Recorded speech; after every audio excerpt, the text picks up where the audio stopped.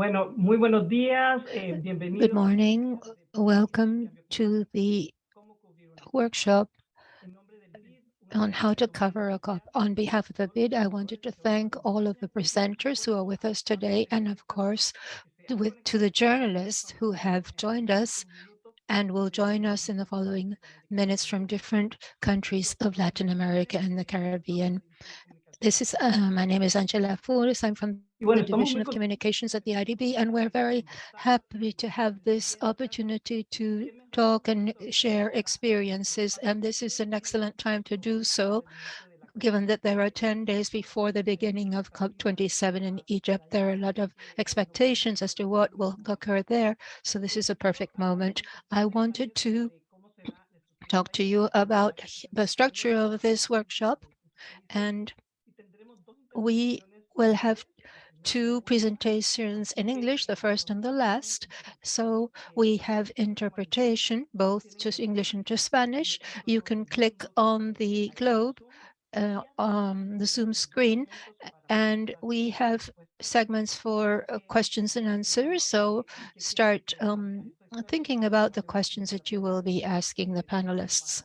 So with no further ado, I wanted to welcome Graham Watkins. He is the head of the Division of Climate Change and IDB, who will give us the opening remarks in English.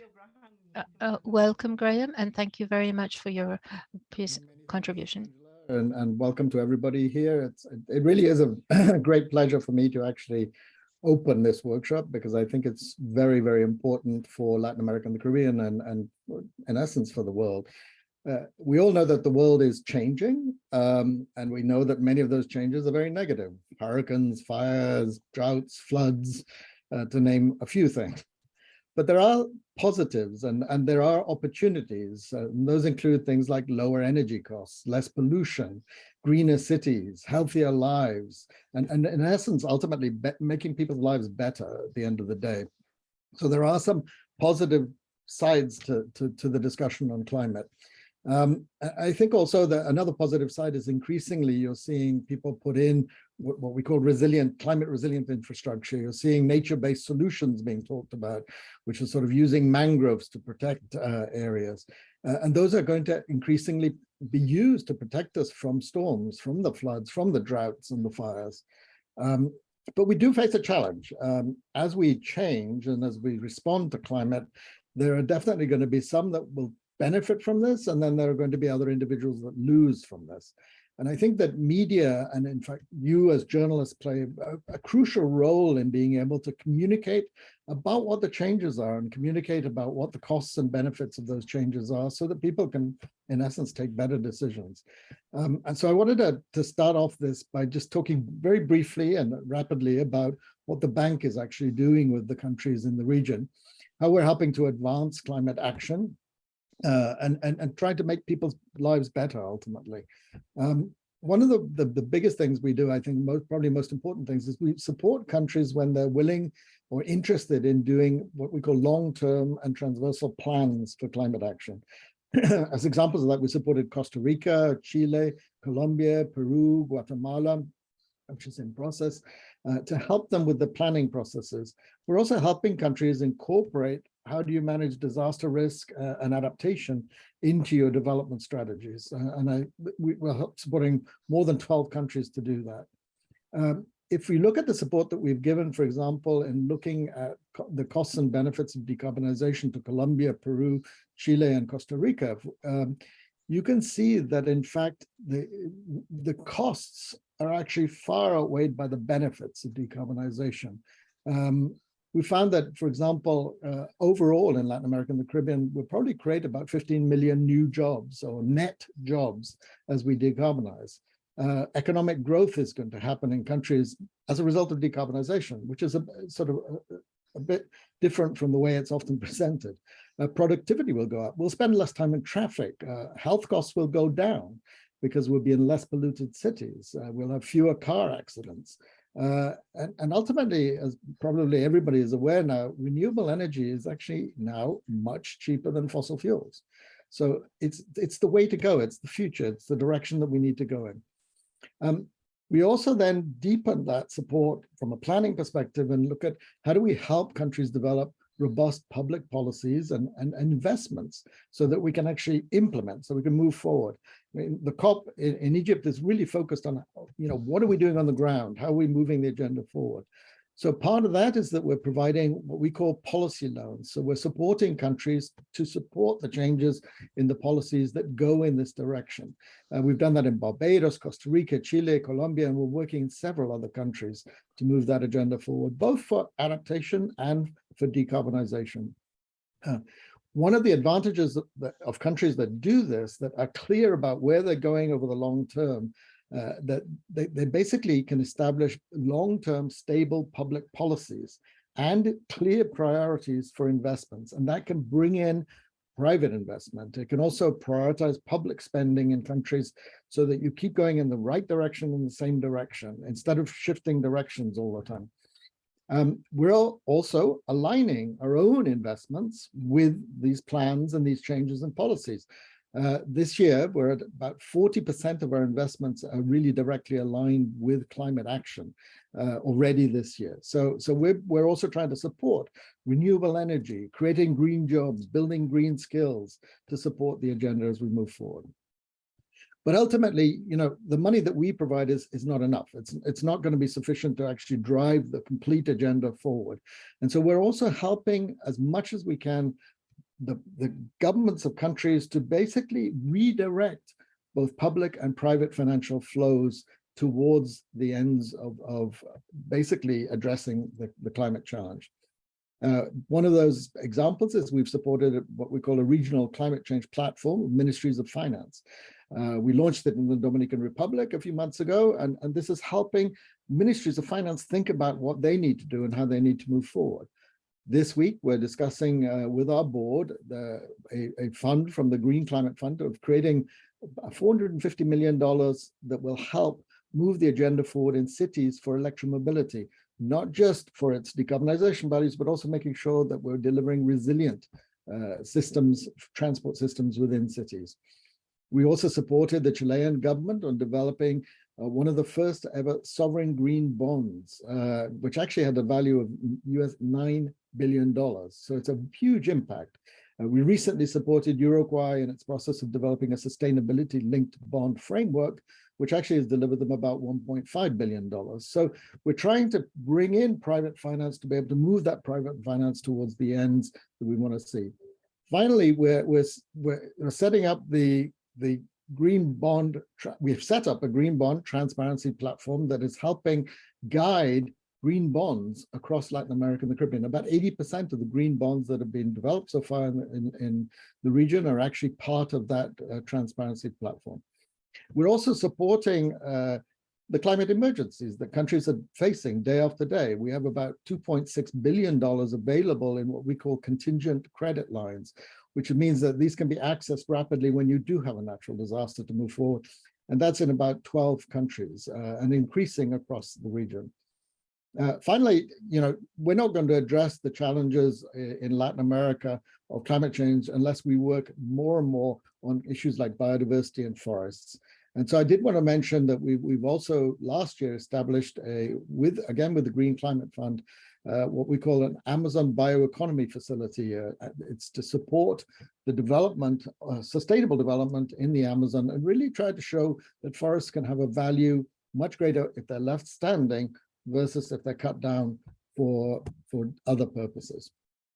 All of these changes that I'm discussing, they require collective work. They require us to all work together, a coalition of actors to basically move forward the changes in the countries.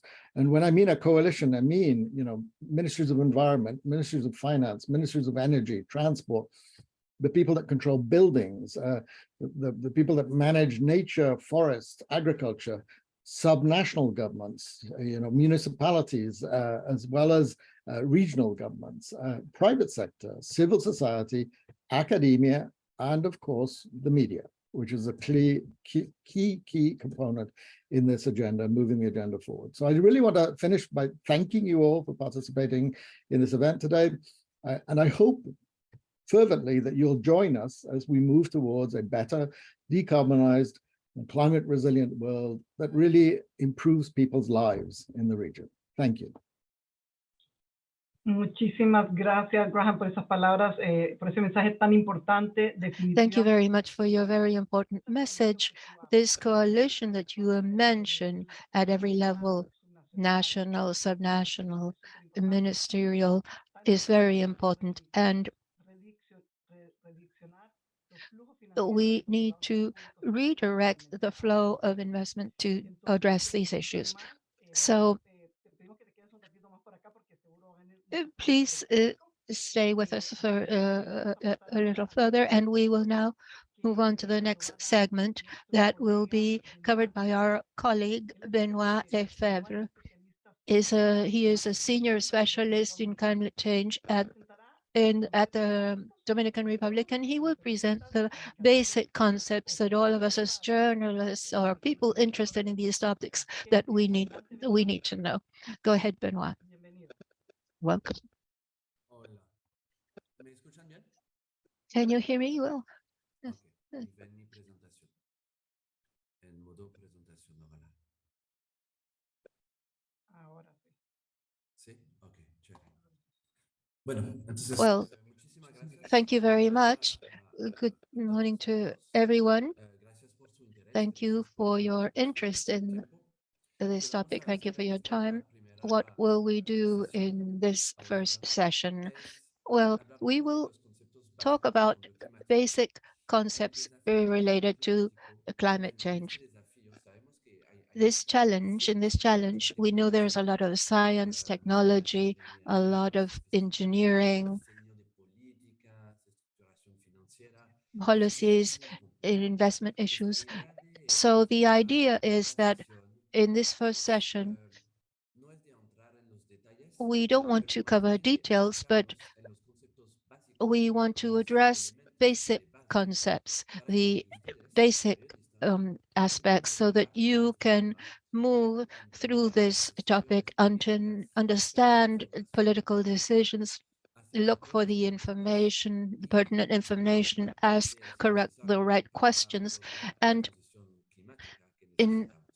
investigate further to understand these topics in depth.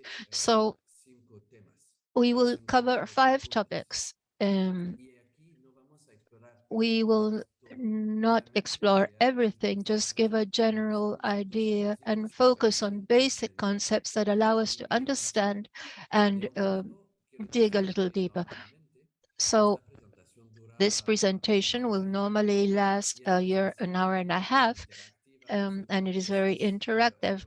But today we will summarize it, and I would like to tell you that you can have access to the complete video and the publications with all the content, the explanations, all these concepts, and in more details. All that can be found on the web page of the IDB, which we will share with you. So, starting with the first question, what is climate change and what is global warming? What is the difference between each of these concepts? So climate change is the change of climate. That's clear. That is additional to the natural variability of climate. There is always a change in climate throughout history, but here we're talking about an additional change. It is an additional change resulting from human activities that modifies the atmospheric composition,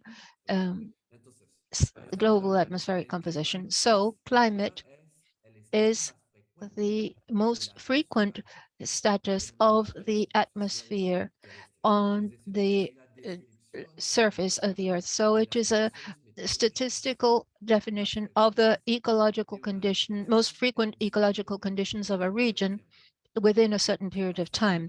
So what occurs with human activity? Human activity emits CO2, and CO2 is a gas that we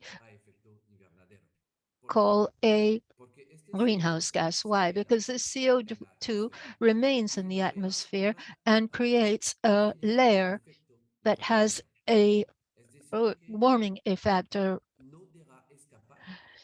greenhouse effect. So it doesn't allow radiation to escape, create this radiation created by the Earth. So this solar radiation that's trapped remains and warms the Earth. And this is what we call global warming. It is the increase in the average global temperature, more or less. Perdón, Benoit, que te interrumpa, pero ¿podrías poner la presentación en porque estamos viendo los slides y lo que sigue, no estamos viendo el formato de presentación como un todo. Ok, Disculpa, ¿cómo If hace? ¿Cómo you hago? could please tienes que poner el icono remove the al next lado slide Sí, perdón, si function. display settings, and you can switch there on the top of the right there on the top of the We're slide. seeking to change the setting to just see the slide that is being addressed at present. The view.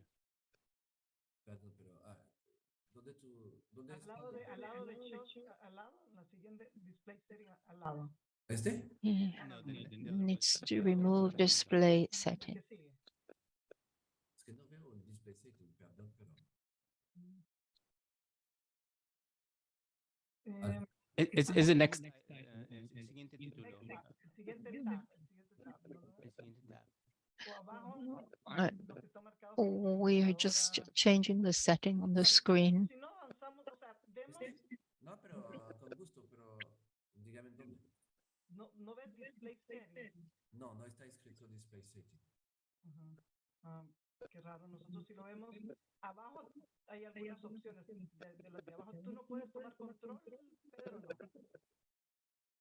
Ajá. Ya, déjame.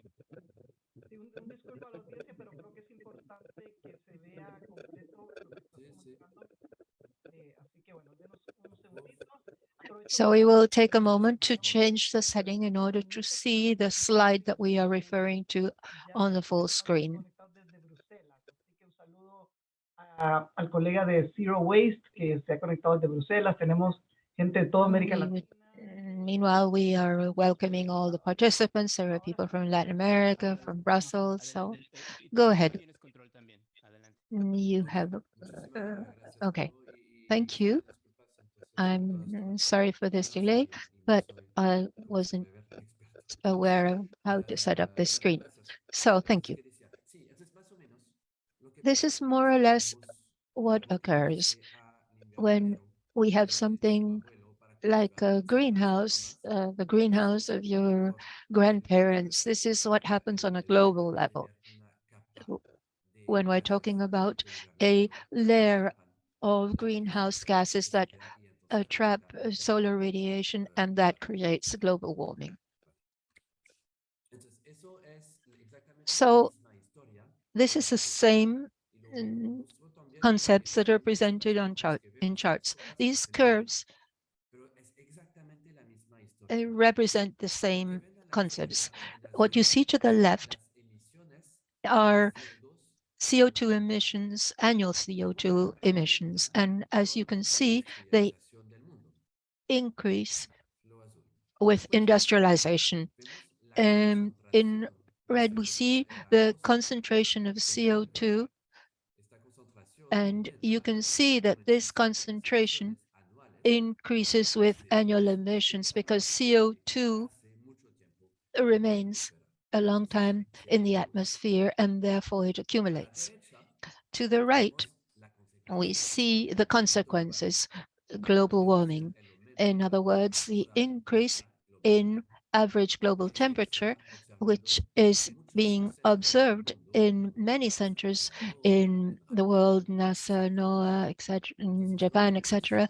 So what we see in these graphs is that the world temperature is already higher than 1.1 degrees above the initial levels, and global warming increases at a rate of 0.02 degrees per decade. This is very important because we know that if we continue beyond 0.15 degrees above the base levels, we will have serious consequences, and there is no way of moving back. So we are in a window of action right now.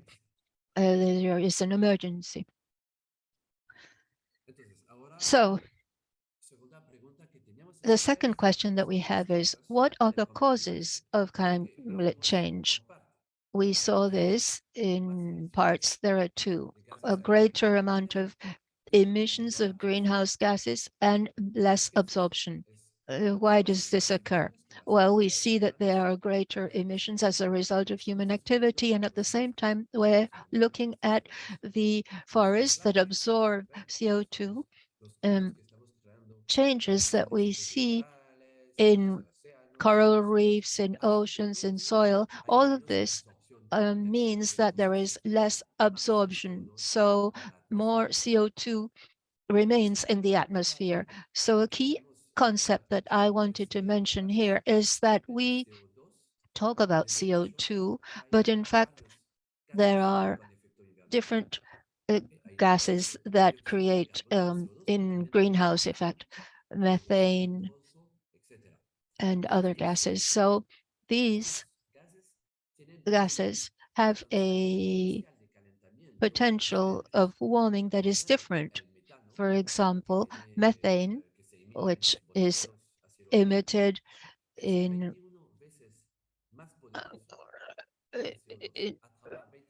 which is 20 times more potent. It attracts 20 times more CO2. So if we add all the emissions from all the gases in, we can turn them into a CO2 equivalent. I think it is important that you as journalists know what we are referring to when we refer to CO2. Why is it important to act against climate change or to fight against climate change? To respond to this question, we need to talk and differentiate the effects of climate change and the impacts of climate change. In terms of effects, what effect does the climate change have? It is very important to differentiate these two effects, because otherwise we do not understand what we see day to day. Climate change modifies the average situation. For example, in a year, we can have less rain on an annual basis, but it also modifies the extremes. So, for example, hurricanes or extreme precipitation. So in the same place, in the same country, we can have a drought and floods as a result of extreme rain for the same reason, climate change. So we can have drought and flooding as a result of climate change. And the second concept that we need to address is the concept of losses and damages. There is a lot of confusion, but it's very simple. Loss is for a society, damage is for the country. Loss is the cost of not taking on an economic activity, and the damage is the cost of repairing or restoring a situation. For example, a bridge can fall after a hurricane, and if we don't repair it, we will not produce, we will not contribute to the GDP. So that is a loss, but the government needs to repair it, and that is damage, a cost of damage. So we need to differentiate these, because there is not, if not, a confusion when we talk about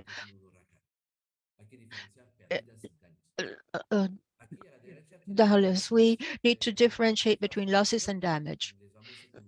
We will share this presentation with you, but all of this is included in this presentation.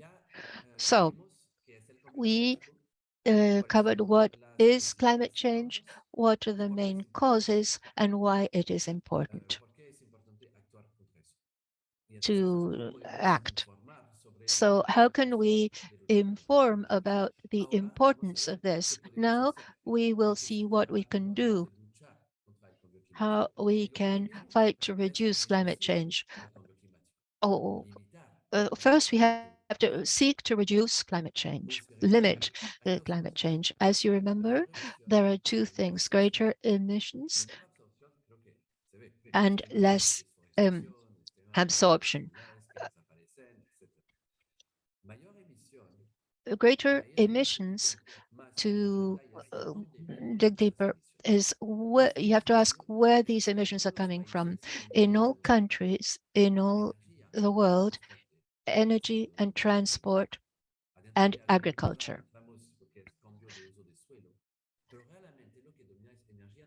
So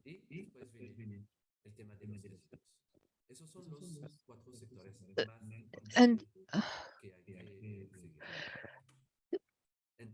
these are the four aspects that we need to cover. So it's not a secret what we have to do.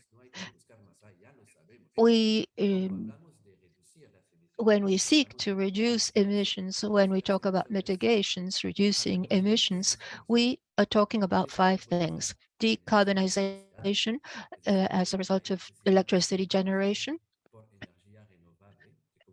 We seek to produce electricity with renewable energy, which is also cheaper. And second, they use this clean electricity free of carbon as much as possible.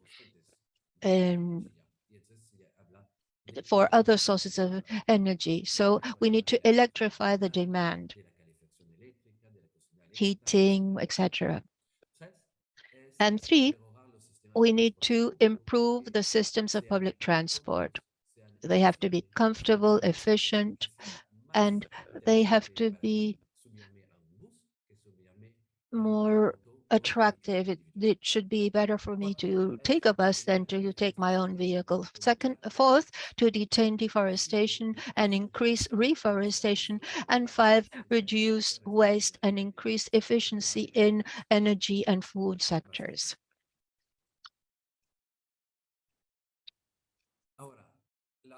Now, the other face of the fight against climate change, we're trying to reduce climate change, reduce global warming. Now, what's happening? How can we reduce the impact of climate change? How can we protect ourselves from the impact of climate change? Here, the key concept is disaster risk. Disaster risk is the result of three components: the threat, the exposition, and the level of vulnerability. The threat, basically, what can cause such a risk?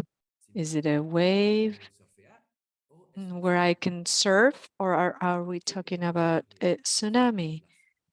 That's the threat. What can cause the risk? Then exposition, what type of exposure, rather, what type of infrastructure is in danger, at risk? Are we talking about an area where there is no infrastructure, a remote area, or are we talking about downtown in a capital city? Then vulnerability. How much damage will it inflict in the infrastructure? If there's a tsunami that goes over a road that is very well built, very resilient, well designed, and so on and so forth, chances are there will be some damage, but not much. If we're talking about a rural road with no protection, not very well built, chances are that road will actually disappear. So what climate change does is increase natural threats. In order to reduce threats, what can we do? We can reduce CO2 emissions. And in order to reduce exposure and vulnerability, what do we need? We need adaptation policies. We need to design those policies very well. We need to design cities and infrastructures very well, and so on and so forth.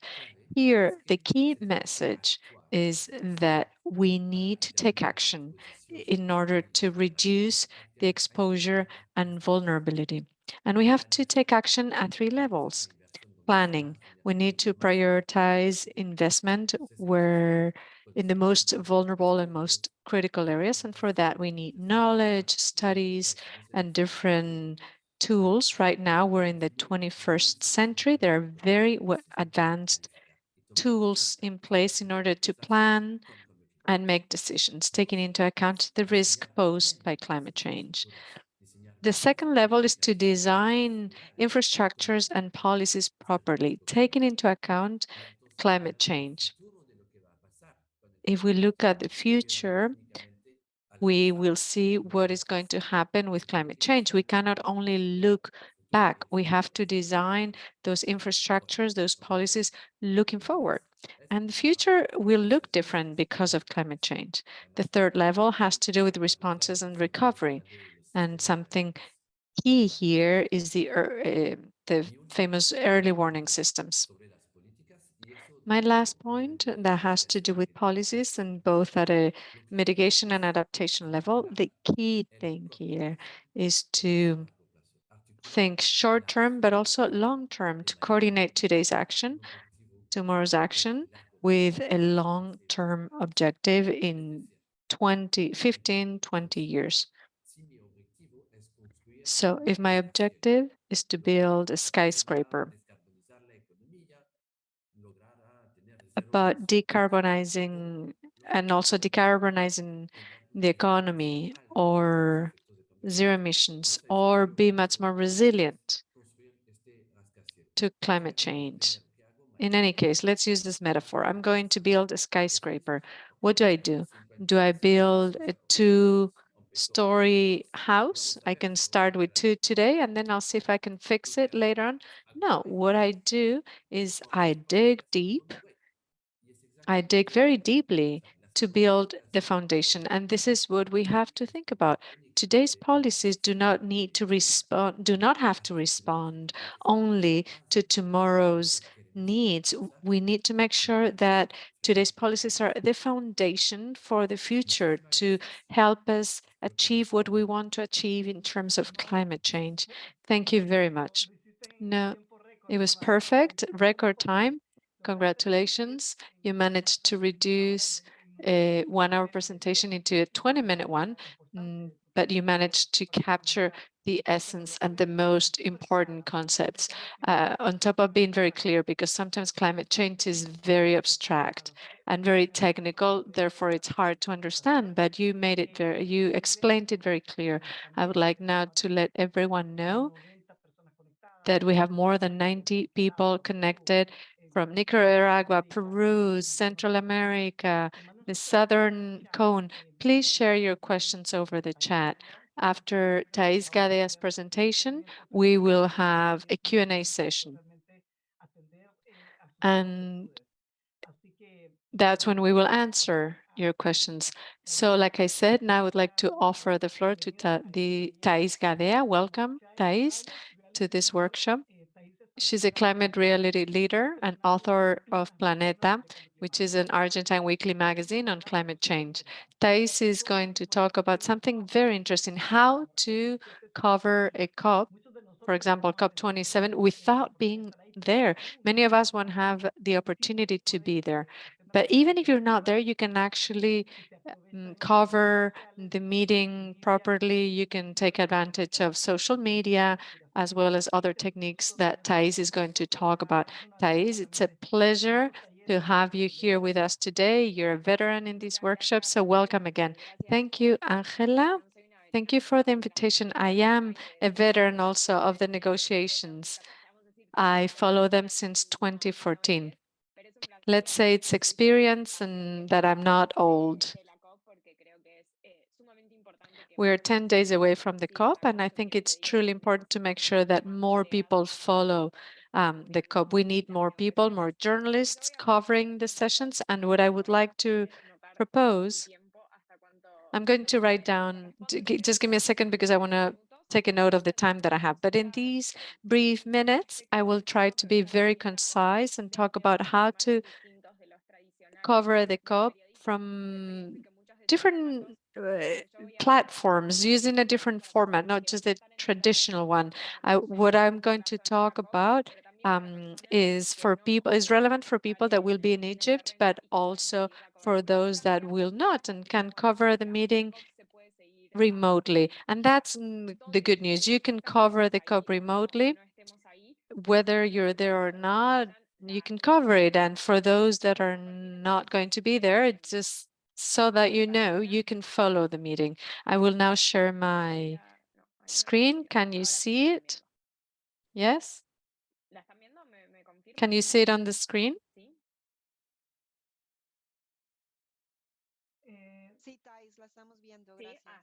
Yes, we are seeing it. Thank you. Just to make sure that you're seeing the presentation and not something else. In any case,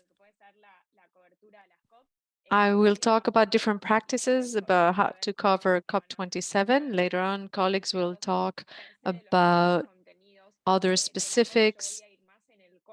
I will focus about how to cover it, about the different formats, and about what has happened to me since I started covering the negotiations in 2014. I've evolved. If you had asked me when I started studying communication, I would have never thought that I would end up explaining Article 6 through a series of stories through Instagram, and that's a possibility now. There's a challenge. There's a lot of information out there. There are a lot of people producing content, but there's also an opportunity. We can tap into all that and communicate something as complex as the COP. Let's start with the most difficult challenges, those obstacles that we face. The first thing has to do with content. Yes, the content of the COPs is something technical, is something in a way remote for people. Politicians getting together to chat, to talk, to negotiate, but they don't really solve anything. They don't really do anything. That's the first limitation. We have to break through that fear and approach that technical content. My colleagues will talk about the content later on. When we need to try to explain it, I know many times editors, producers say, let's leave aside the technical part of it. However, I think we need to inform citizens and raise awareness about the technical issues in different ways. We have to obviously do it in an attractive way, but for example, I had to explain Article 6, and many people finally told me, thank you, because now I understand what they're going to negotiate. That's why we don't have to fear informing about technical issues. Something else that could be useful for those that work for big media. You will see an opportunity there versus others that work for smaller media, more independent, or freelancers. BBC, The Guardian, The New York Times, we know they will always publish articles about certain issues, and you have to take into account this challenge, and you can think about what you can do differently, because you can't really compete with the Washington Post that has 17 people working on climate change versus one by themselves with a tripod trying to communicate. So the challenges are not there to frustrate us. I'm mentioning them to address them and move on into action. And then we have the World Cup. And let's be honest, it's going to be very difficult for me to inform about the COP while everyone else is going to see or look for news about Messi's health, if they are injured or not. In terms of calendar, the COP27 ends on a Friday and the World Cup starts on Sunday. And the COP really never ends on Friday. There's always a delay. In that sense, maybe the World Cup is good because maybe on Friday everything will be solved and they will close all the sessions. However, I think there will be delays and they won't finish until Saturday. You have to be strategic in this case, and you have to think, okay, what's the problem going to be?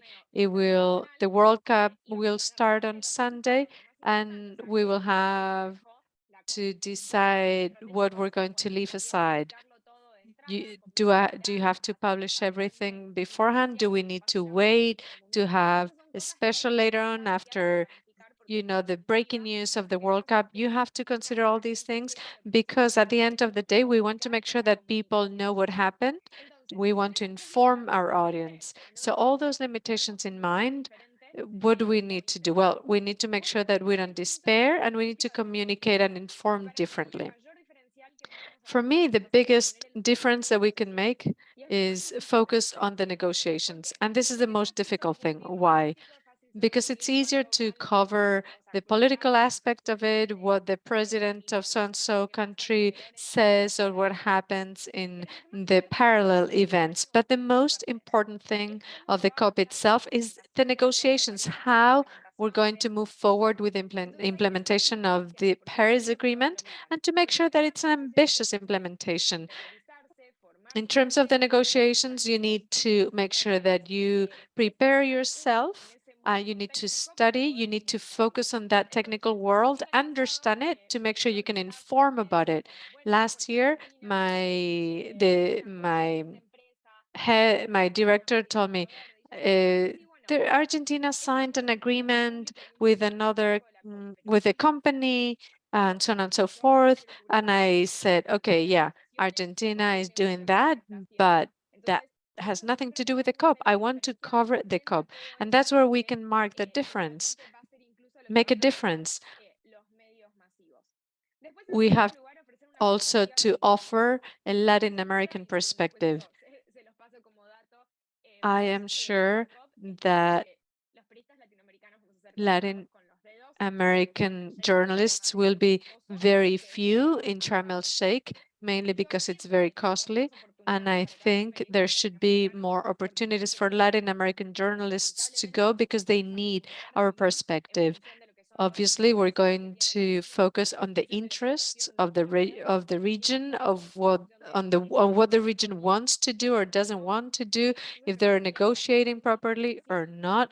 And I think that's how we can make a difference when we think of the global South. Sometimes Africa casts a shadow over us, so to speak, because they receive much more coverage, and we need to see how Latin America can join the global South in that sense and also be relevant. We want to talk about adaptation, about financing. Those are things that Latin America is interested in.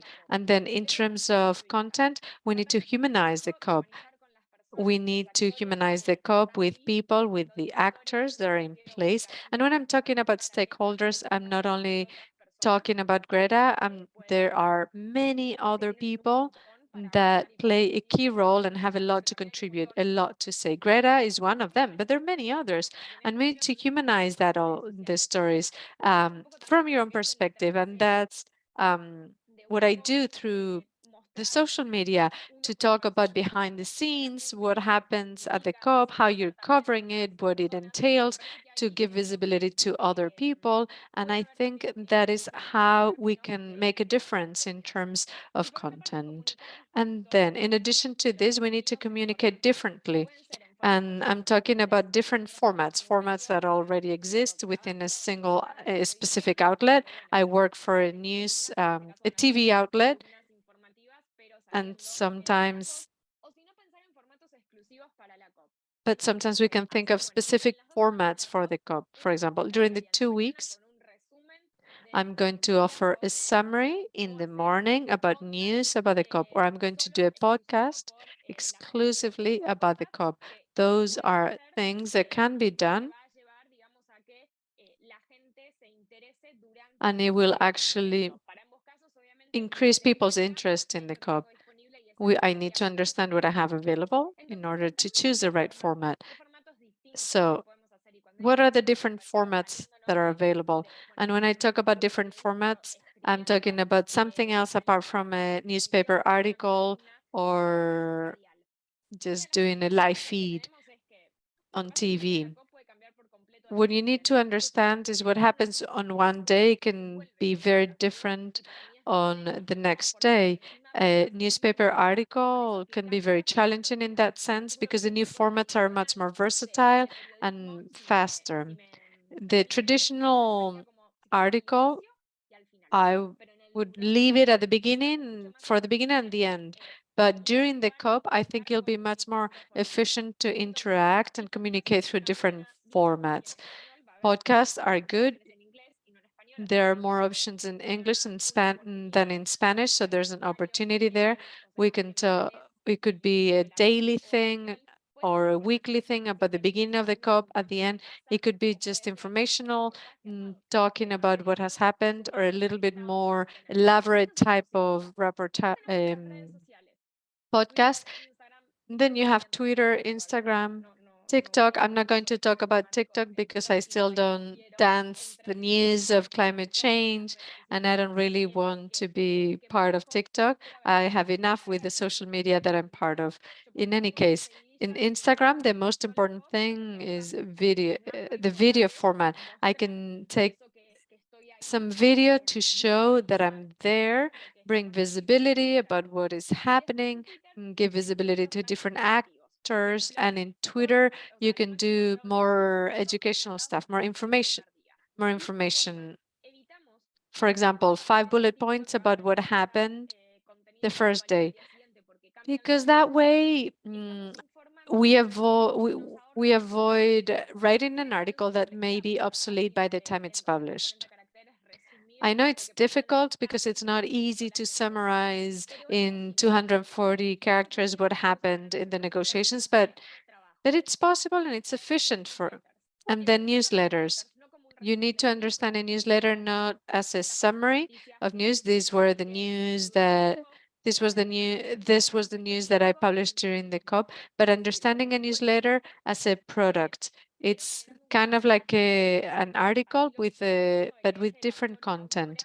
The author is the one talking and creating material. Since 2008, that has been my experience with Planeta, which is a newsletter on climate change. Since 2018, I've covered the COP. We are going to Sharm el-Sheikh. Last year, we really focused on the topic, and I was in Scotland for 3 months. Or rather, I was covering the COP for 3 months.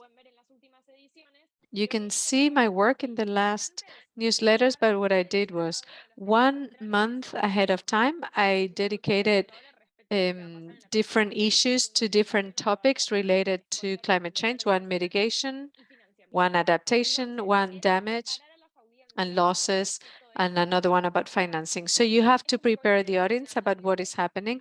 And then I developed some sort of bibliography. And then during the negotiations, people can resort to those. In these newsletters, I use technical and political language in order to educate people about the negotiations so that they can also understand why the negotiations are important.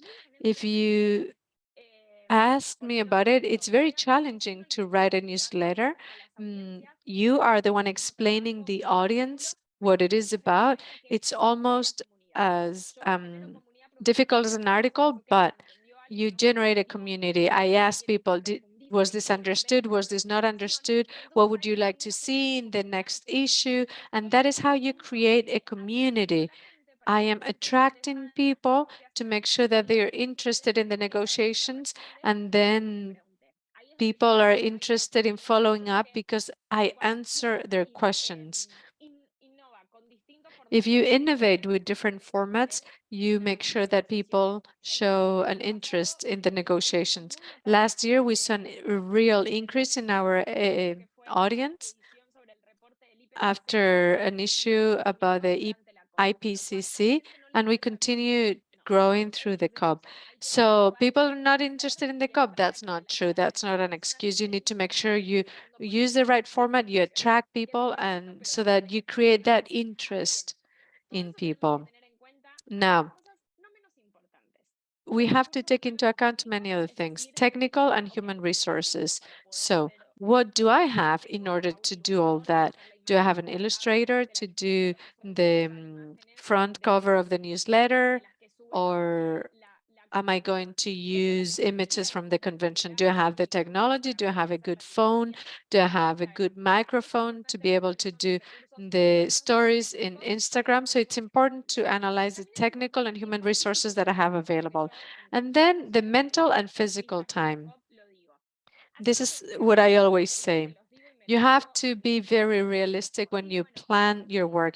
I always say, yes, this day I do an Instagram live, and then I do this, and then I do that.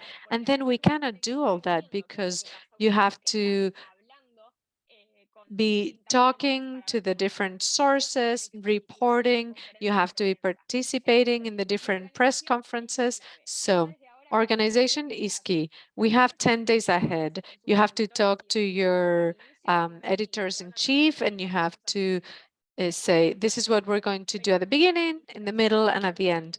And then you can change it, but you need to plan ahead because it will give you a lot of organization, and it will help you to sleep, to eat, and to take care of yourselves and be healthy so that then you can communicate and do your job. So planning is important, and you need to take into account the media and the audience that you want to reach. Two things you need to take into account. You need to talk to your outlet and talk about the different possibilities and the best strategy, and with the audience. This is what I was saying. If you say, oh, it's a general audience and they don't know about the topic, it doesn't matter. At 8 a.m. in Buenos Aires, I talked about Article 6 and I explained why, and maybe with more simple language. And you have to break through all the challenges because otherwise we won't ever talk about climate science and what we need to talk about. So you need to do away with all those limitations and find the right format.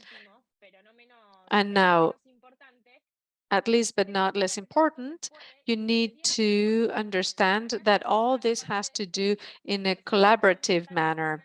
So this is where you need to know who is going to be on the ground and who is not going to be in Sharm el-Sheikh. If you ask me, what do you need? Well, maybe I don't have time now to organize an interview and then including the newsletter. So you have to collaborate with someone who maybe is here, who's not going to be in the corridors watching the negotiations. And you can work together and you can apply all this to the people that will be on the ground and the ones that are going to be here. And I think you can develop a lot of partnerships between journalists that are away, journalists that are on the ground, so that the final product is much better with those opportunities and challenges that each one of us will face. Remotely, you can follow press conferences, plenaries. Basically, you can follow everything that I will be able to follow in person. Neither you nor I will be able to be in the meetings where the negotiations take place. The only difference is that I will be able to chase people in person to hear about the negotiations. Since I have to follow the negotiations, I will need to collaborate with others that are not in Sharm el-Sheikh to make sure that they inform. So if you are not going, make sure you get in contact with someone who will be on the ground and collaborate with them so it's a win-win for both journalists. And I think that's my last slide, and I stuck to the time that I had available. I am available now for questions, but later on too, if you have any other questions about the workshop, you can find me through social media. Thank you, Thais, for your excellent presentation, very specific, very well thought. And I think it's what we needed. Now we can move on to the Q&A. I can see that some people have been sharing questions through the chat. I would like to highlight something that you said that was truly important about the negotiations. We need to humanize the coverage of the news, and especially to bring a Latin American perspective. One of the first questions that I would like to pose is, what does Latin America have at stake here? What is going to be our position since you've been covering the COP since 2014? What could you say in that regard? Okay. Latin America has, I think, a great opportunity as part of the Global South. We need to put on the table our issues of interest funding. We need clarity in terms of the money that developed countries promised, and that is not on the table yet. I'm talking about the 100 billion. We need also clarity about adaptation and how funding will improve in that sense. And we need clarity about a mechanism to address the losses and damage caused by climate change. That is common to the Global South.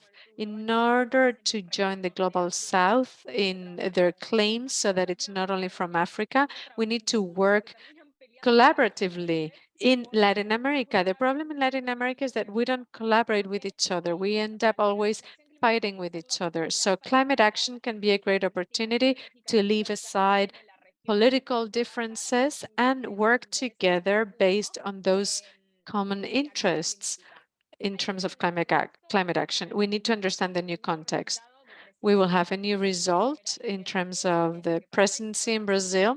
We need to see what's going to happen there because that can really make a difference, especially if Lula wins. It will be something positive in that regard. And we need to see what's going to happen with Chile and Colombia. Those governments may have climate change as part of their priorities in their political agenda, and we will need to see what they do with it in the negotiations. But I think the Global South has a great opportunity in this regard. The Global North is not fulfilling their commitments, so the Global South needs to defend their interests. Our interest. We'll see if that's what's going to happen, and that's what we need to focus on. Thank you, Thais. You talk a lot about Article 6. Since we are not so familiar as you are with Article 6, could you give us a snippet of it about what Article 6 is about? And another question that we got through the chat is, what is the interest of what is the interest of the audience that follows you through the social media? What are they most interested in terms of the negotiations? Because there's a lot of blah, blah, blah, a lot of talking and not much action. So how do you manage to connect with that audience, with your followers, and in terms of the negotiations, and how do you talk about the negotiations? What do you focus on? Article 6, there's actually an issue of Planeta where I really dove deeply into it, but Article 6 established the foundation for carbon markets, and it was an article that was very controversial during the negotiations. Why? Because badly defining the rules could create obstacles and loopholes. And since this article regulates the carbon market in terms of selling and buying carbon and reducing emissions, if the regulations were not properly in place, it could be there could be double dipping. What does that mean? That if you bought a reduction from me through a project that I had, what would happen if we were both accounting for it? Let's say that we say there's a 20% reduction when it's only 10%, but we're both counting it. Luckily, that counting is not happening anymore because of how rules were defined in Glasgow. But that's why Article 6 was so difficult to negotiate, and it took 3 years because if it hadn't been properly negotiated, there would have been loopholes, there would have been problems. It would have been very problematic in terms of reducing emissions. Here, what I need to highlight in terms of Article 6 is that trading in carbon emissions has to be the final step. The first step with the private and the public sector is for countries to make the necessary changes to reduce emissions, because otherwise we will end up in a market where I buy little tickets and we don't really make the necessary conversions that we need to make. And in Planeta, we have created a community And we have talked about the importance of the negotiations. I use my networks to interact. And during the COP, I show them things such as if I'm tired or not, or whether I'm allowed to ask on questions or not. So I try to humanize the negotiations. And so I can then uh, see what they're interested in knowing, why, for example, US puts their money to certain topics. So I can tell the story from a more human point of view, which is and cover those topics that people are interested in knowing about negotiations and themselves. So this perhaps is a strategy that works for me, perhaps other strategies will work for others, but this is something that I use and works well with climate change. But I think each of you needs to find with their audience, with the media that they have, and how they can reach their their audience with a better coverage. And we have to understand that and innovate. We cannot compete with the larger media, but we can better reach communities and talk and respond to their particular questions. So if we can create that community during the COP, I can, for example, say, I don't know a certain topic, I will find out and let you know. This is the kind of community they would like to create. So thank you very much for your authenticity and the formats that you're using for this and this practice that you have trying to contact your followers and cover the topics of interest to them. So there are several other questions, but we have little time. There is one question related to what you were saying. The COP covers these 2 weeks, the political aspects and then technical aspects. But from day one, can we start to cover the negotiations as such from day one? Or what information can we gather in the hallways and what techniques do you use to obtain information that is not in press conferences, for example, that information that is a little more hidden? How do you go about retrieving that information? That is the most difficult part. We cannot be in the meetings in the negotiation itself. So I try to address people, chase people in the hallways and the passages, people who are representing the civil society. They are observing the negotiations. So one constructs the information based on what they say. So we need to take into account that perhaps not everything that I communicate is what I find out about the negotiation, but I need to be able to communicate something at the end of the week. Not everything that we find out about is what I will eventually communicate, but we need to understand how things are moving forward in the negotiations in order to communicate the concept. So, as you said, at first, it is political aspects that are covered when the heads of state talk about these topics. But so at the end of the first week, we have to understand what occurred, whether there was progress or not, and whether the next week will be difficult or not. And the second week is more intense. They start defining aspects. They have that is when the big topics are defined, where there is or blocks in moving forward. So we can follow the negotiations that second week. We have to do this at a distance because we will be outside the whole negotiations themselves.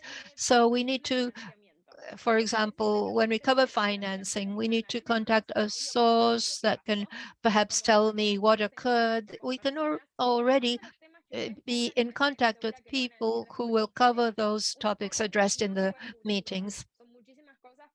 We can't cover everything. Many things are being covered at the same time in parallel. So, for example, we need to decide what we will cover in this COP. We will look at the other topics, but we will give priority to the ones we have chosen.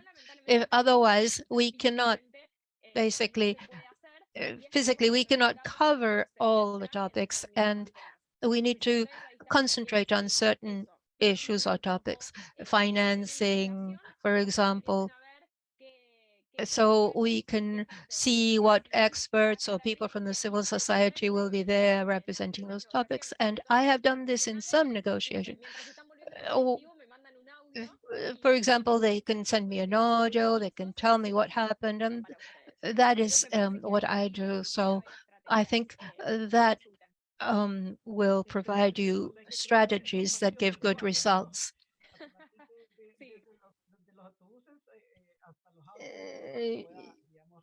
So we can use the audios that are sent to us and other information that is sent to us. Thank you very much for the information.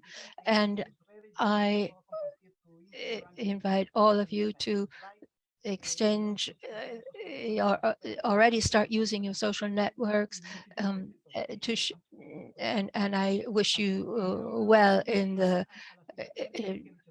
during this COP.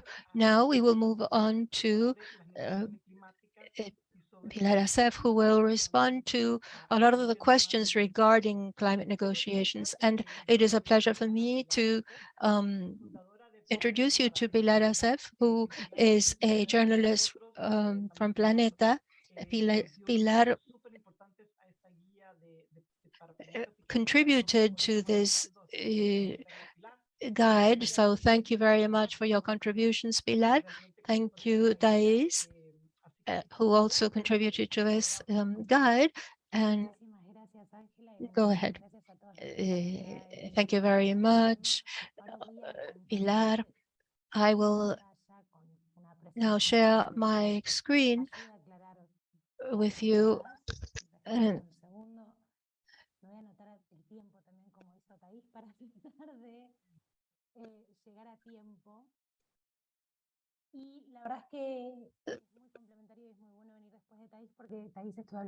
it is Thais talked about how to cover a negotiation. I will now talk to you about what a negotiation is. So what a negotiation is useful for. So these are new topics. This is something that we have been covering for a while now. Everything started in 1992. We have 30 years of negotiations throughout the history of these conventions and COPs, and everything starts at a summit in Rio de Janeiro, Earth Summit. I'm summarizing a lot, of course, a lot more has occurred throughout this time, but this is what brought us together. It was a convention on from the United Nations on climate change. So along these 30 years, at an international level, there's a space where people can talk about these topics and seek solutions. This mandate of the convention, it seeks to stabilize the concentration of greenhouse gases in the atmosphere. So we seek to avoid climate change, and this convention starts after Rio in 1994, and it has a very special aspect to it. It is one of the few forums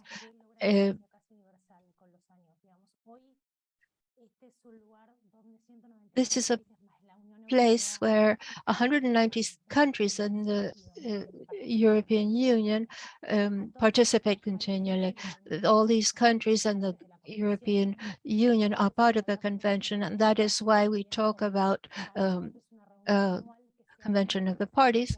And so these COPs bring together all of these countries, bring the civil society is represented as well, and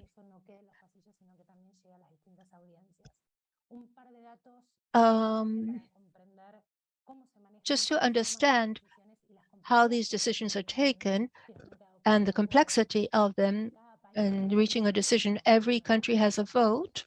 We're talking about almost 200 votes, and this means that they all have the possibility on an equal possibility of participating.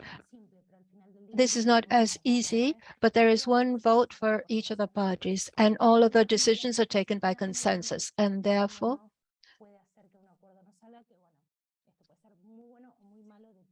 this well, in terms of the meetings, there are annual meetings, which are the COPs we have. Okay, we will have COP27 in Sharm el Sheikh now, and the two most important points on the calendar are the COPs at the end of the year and the meetings in Bonn. So now we will talk a little further about this, but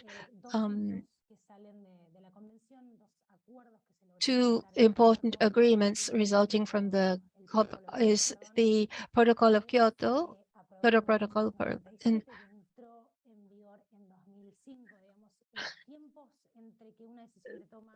that was put into place in 2005, and this 192 parties adhere to this. But to understand further the dynamics of this convention is that in this case, which also occurred in the different to what occurred in the Paris Agreement, we sought to achieve 5% reduction by 2008, 2012, but this goal was sought to be met by developed countries. Each of the annexes, Japan, US, Canada, had their own goals that they had to comply with. And so the basis of this agreement would be the response of these countries to climate change, and it had to do with who had the greatest emissions. And as Thais mentioned earlier, the Kyoto Protocol is where the carbon markets start, and which continue through Article 6 of the Paris Agreement. And then this COP21, which was not as successful because the United States did not join in the agreement, and therefore we did not reach the goal that had been sought. But in 2015, we reached a new agreement, which is the agreement that brings us together now, which was in the COP21 in France.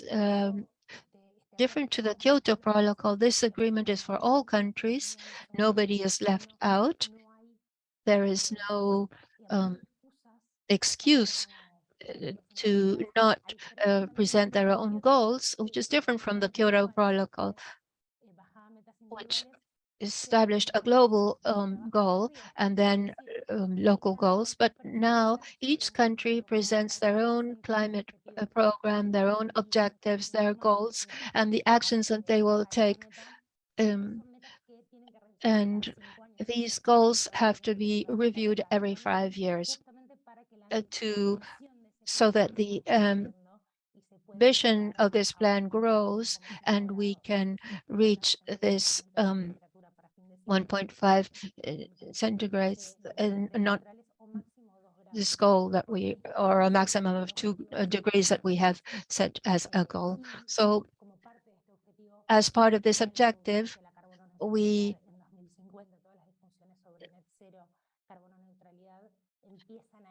are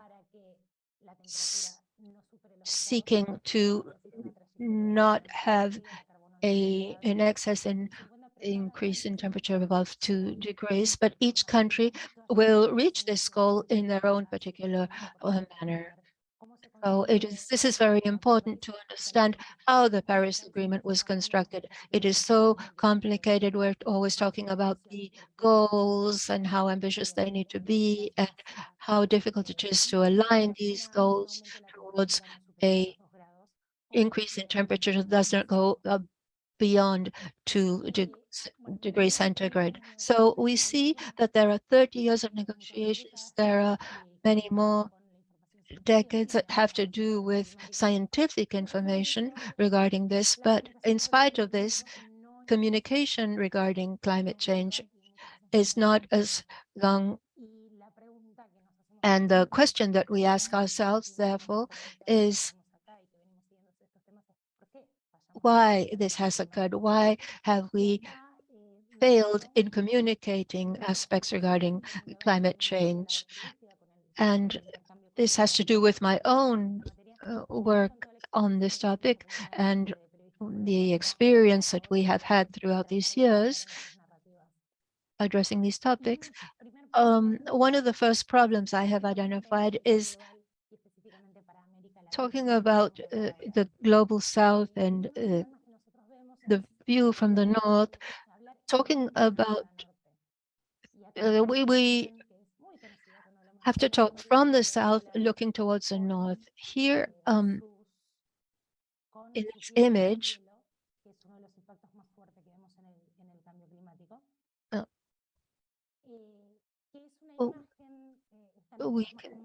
this image is something that we see often and that has an emotional response, but is not relative to what is occurring in the South.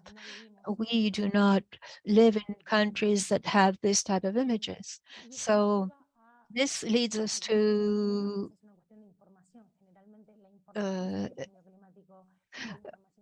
address aspects of information regarding climate change.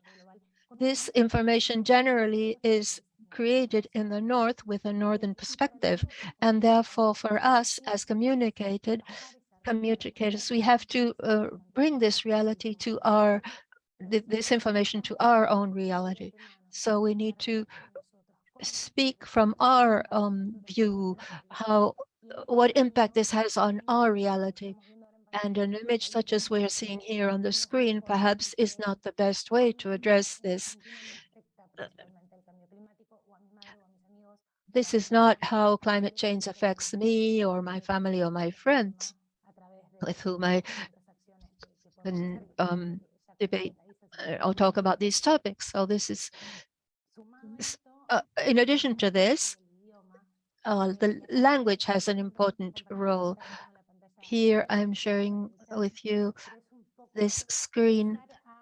So we have to start to translate from north to south this information, but we also have to translate the language itself because the content is mostly in English, and we don't only have to literally translate the content. Here, for example, we have an example of this a figure called Ice Princess. How can we translate this into Spanish? The words themselves don't tell us anything. The translation that we had is dreams on ice, which doesn't tell us very much. So this translation of the concept itself is something that is very necessary, and we also have to then interpret that information. For example, this film, Jaws, people saw this film, but not with this title. It was translated as the word shark in Spanish, which is a good adaptation of the title. It translates the message because it makes us understand the content of the film that we will see. So a last example is, for example, this film. It's called in Spanish, The Secret in Our Eyes. that was a title that was given to us in English. This does not carry the message, but this film taken to Spanish was called Secrets of an Obsession, which brings us closer to the content of the film. So in summary, it's very important to choose the right words when we're communicating about these issues. All of these words like warming, change, crisis, emergency, or collapse, this gives us an idea of where we stand on these topics. This is important. We don't only need to use the language with the characteristics that are required for each country, but we also have to decide how we transmit the concept itself. In Argentina, for example, the word crisis always relates to economic crisis. So it is something where we think that we cannot act because it is something beyond our ability to act. So we need to be careful with our choice of words. So we need to choose those words that resonate most in our own environment. So, and that lead us to action.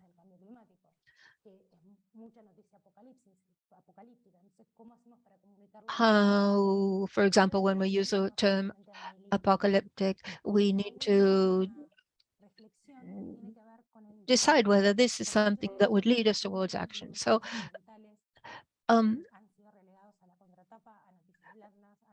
environmental issues often are not on the first page of publication, so they are not the reports that we read every day or listen to. But one of the biggest problems that we have is that in this news, we need to point out or climate change beyond the other topics. It is a topic that addresses many aspects, human rights, politics, etc. So it is, we try to integrate the climate perspective in all this other news, as is done with gender issues, for example. We need to include this in different variety of topics. So coverage needs to be richer. We need to integrate it into other coverage.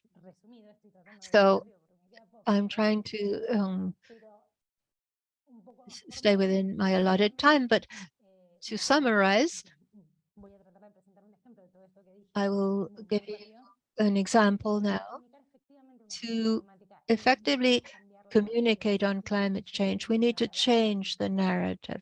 I wanted to talk a little more about this. It is not only glaciers melting, we need to bring a local perspective from our own voices, from our region, from what occurs to us. The scientific data or technical data is always what helps us to construct what we will communicate. But a story, what occurs in our area is something that we need to communicate and use that to communicate technical and scientific information, experiences, stories that occur on a daily basis in our area. So we need to integrate climate change in all the other topics as well, economics, politics, etc. And that is key. So what does science tell us? This is a report from the United Nations that was published last year. These are projections of how the different scenarios might present themselves, what would happen in a world that is 1.5 degrees warmer, 2, 3, etc. So we can translate this into what does this mean for us? And so we have examples of different countries in Latin America and the Caribbean. So we can translate this information. What does this mean in our own reality? And so as Thais mentioned, we can humanize this information and bring it to our own experience, specific impacts, how this is manifested in what we see on a daily basis.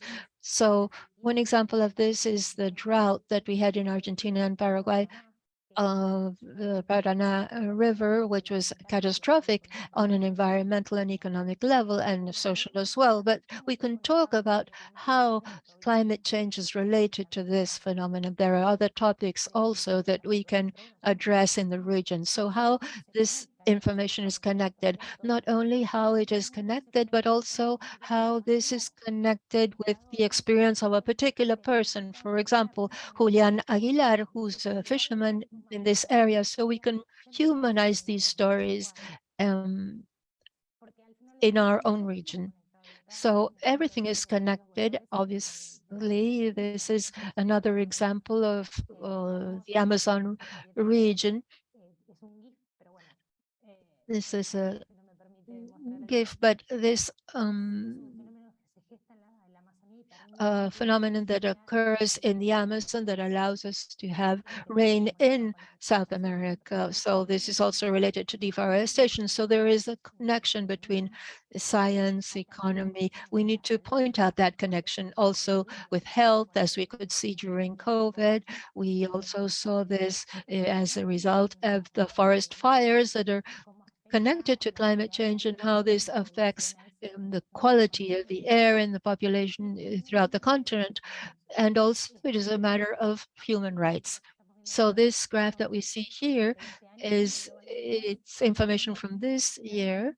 In Latin America is the most dangerous region for defenders of environmental issues in the world. So there have been many assassinations of defenders of these environmental activists in our region. So this is another set of examples. And to close, when I try to communicate effectively on these topics, we need to ask ourselves what type of media we are, who is our audience, and the audience that we want to reach, in what format would we be should we do that to reach them better? How does scientific information interact with the reality in our country, how this affects me, what are the stories and the faces that best tell the reality of the region, and what other narrative resources we can use to tell these stories. Memes, social networks, there are alternatives, and they're all available to make communication on climate change much more effective. Perfect.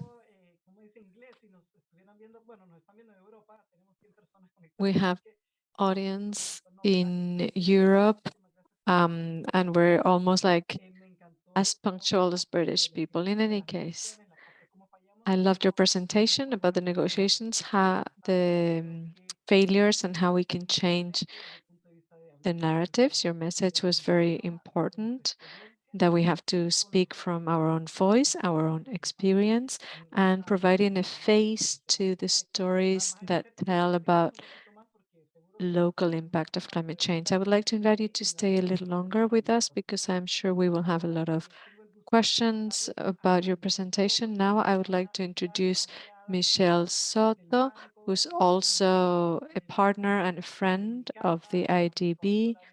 We've had projects in the Dominican Republic with her. She's a co-author of the guide that we are presenting. Welcome, Michelle Soto.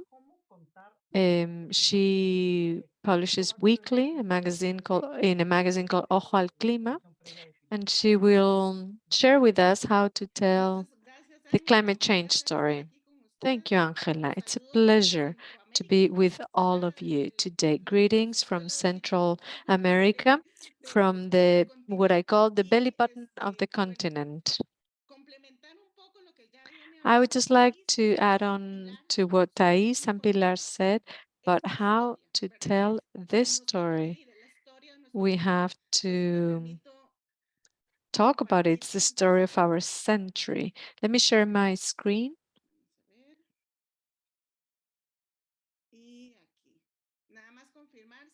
Now, could you please let me know if you can see the screen properly, my presentation?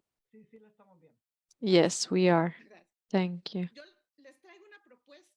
I have a proposal for you.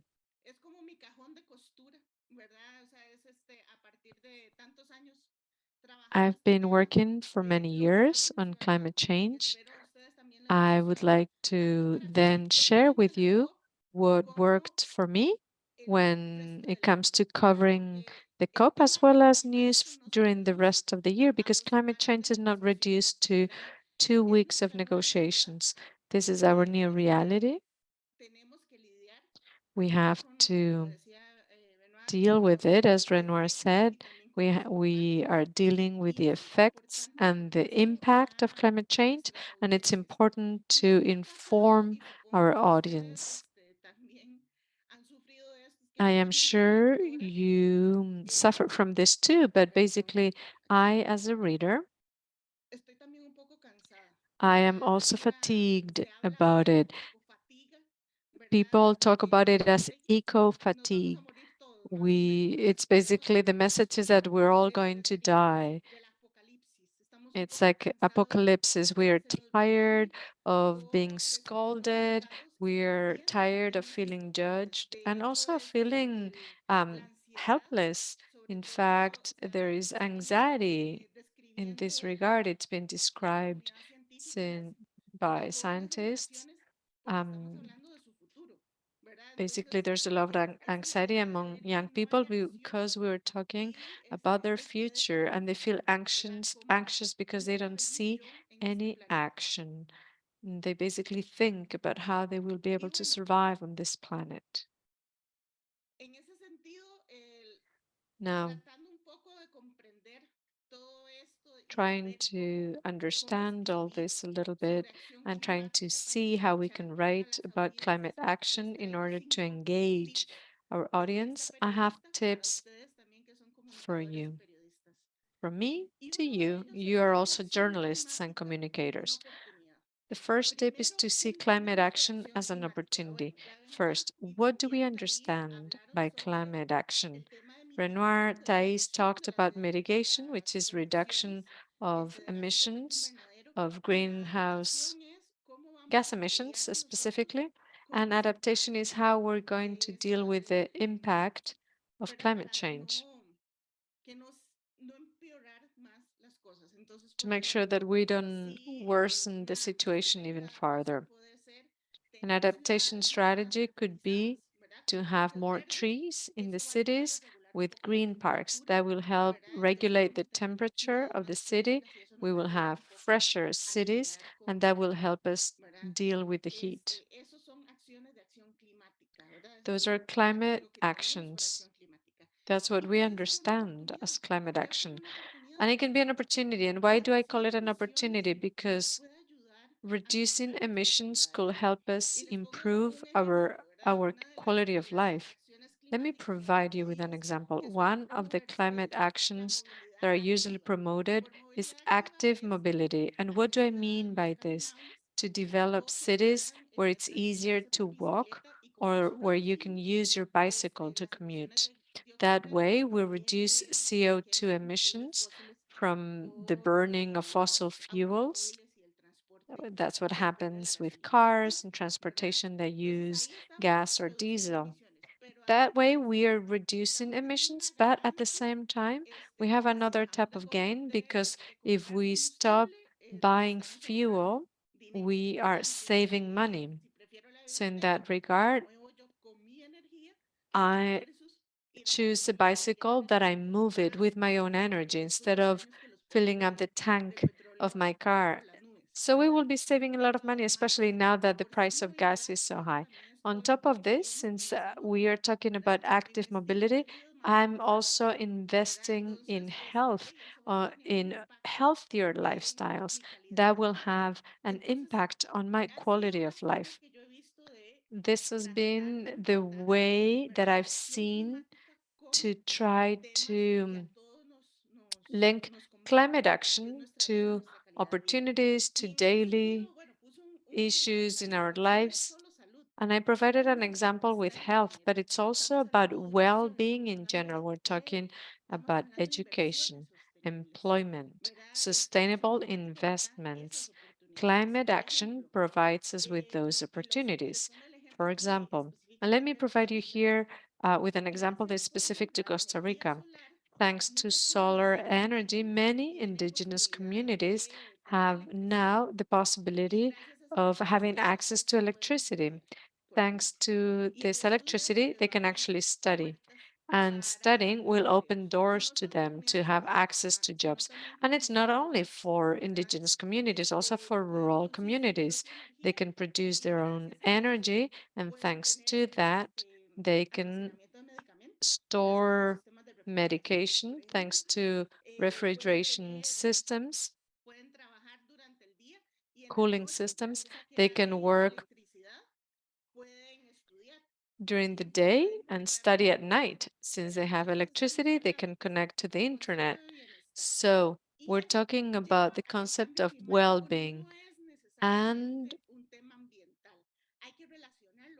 climate change is not only an environmental issue. We have to relate it to other type of issues. It's an economic issue. It's about human rights. It's about health, education. And for that, we also need to base our story on the daily lives of people. These are a couple of examples that we addressed in Ojo al Clima. Because of the Olympics in Tokyo, I work with journalists, rather students that are studying journalism, and they're in their last year. And we were wondering what happens with mass sports events and increases in terms of temperature. So we were talking about heat waves and the impact on sports. We saw if we see this as an opportunity, we can also link it to other types of issues so that we can compete with big media outlets. This is another issue that has to do with transition. If we're talking about electrification of transportation, this is a story about how young people, we're talking about green jobs, right? So this story is about how these young men are getting trained to be mechanics of electric cars, electric motorcycles, electric vehicles in general. Now, at a macro level, it's better to decarbonize than to pay for the consequences of climate change. This is an analysis that was carried out in Costa Rica. What would happen if we don't do anything versus if we do something? Apologies about the background noise. I'm sure you could hear the train in the background. It's because the train passes really close to where I am. In any case, it should be the last train. Now, that's what the speaker said.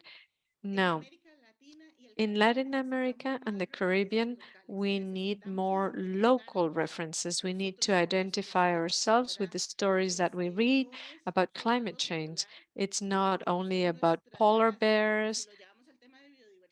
It's not, if we talk about biodiversity, it's about our amphibians, reptiles, marine mammals, fish. But above all, it's about our people. And that's where we need to choose spokespeople that we can identify with, people that speak our language, people that can contribute their own approach, their own references to that are close to our region. It's important to be inclusive, and we have to join the dots. We have to relate one issue with another. And this is what I was talking about before. Let's see, for example, what is the relationship between public transportation, electric transportation, and air quality. I am a user of public transportation, and to be honest, I would prefer to have electric buses because every time the bus runs, the exhaust of the bus is intoxicating my lungs, and I'm aware of it. Now, a couple of slides with some examples. And now, the other big question, and this is another tip, is we have to think about our source. We many times try focus on whatever report or whatever press communique with an organization, and that's okay, obviously, but we may want to focus on other types of sources because that way we will be able to find very good stories, communities, or groups that are taking action within their context, within their territory, within their area with specific proposals. Now, in terms of climate change, not everyone can speak about everything. And that's where you need to verify your sources and analyze if they are the right ones to talk about specific topic. An example, if I am going to talk about whales, for example, maybe I could ask a marine biologist about whales, because if I ask a tropical biologist, maybe they can talk to me about forests, but not necessarily about marine ecosystems. Both of them are biologists. Both of them graduated with a degree in biology, but not both of them have the same uh, information. The same thing happens with climate change. Sometimes we make the mistake of thinking that the minister X or politician X can answer all our questions. A politician can talk about public policy, but if we're going to talk about science, we need to talk to scientists. Let's go to universities, let's go to research institutions to ask the most scientific questions to make sure that we don't misinform our audience. It can happen. It's very common these days. Now, a network of journalists can be very helpful. I receive a lot of support from my colleagues in Latin America and the Caribbean, with whom I have a relationship. Why? Because obviously we are subject to market changes. Sometimes here comes an expert and you do everything about public relations and marketing, and the information you receive is, this is the greatest expert. And it turns out that this guru is Argentinian, and I say, oh, I know Thais Gavea and Pilar in Argentina, and I'm going to ask them if this guy really is an expert. And then Pilar and Thais may confirm that this person is very knowledgeable about X, Y, Z, or they can say, no, Michelle, this person was highly questioned. He doesn't really know that much about this or that. So we can help each other as a community of journalists. We can combine sources. I really like that. It's not only about having access to scientific sources, we also need social sources because some topics are cultural. Kaila Cavada has just published a very interesting work about the Cayman Islands. She has political sources, economic sources, scientific sources, and on top of that, she introduced cultural aspects.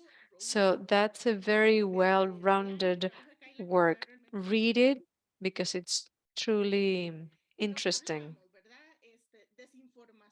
And then what we were talking about regarding misinformation, there is a report called On the Back Burner. And this report that was published talks about whether there is funding or not behind some social media that promote misinformation, favoring negationists. When there are very high peaks is when there are global summits or meetings such as the COP27. That's why you have to be extremely careful about who we're going to offer our platform to, our media outlet to inform. Our responsibility as journalists is to make sure that our audience gets the right information. They trust us. I have to make sure that I have access to the best information possible, highest quality with the best sources.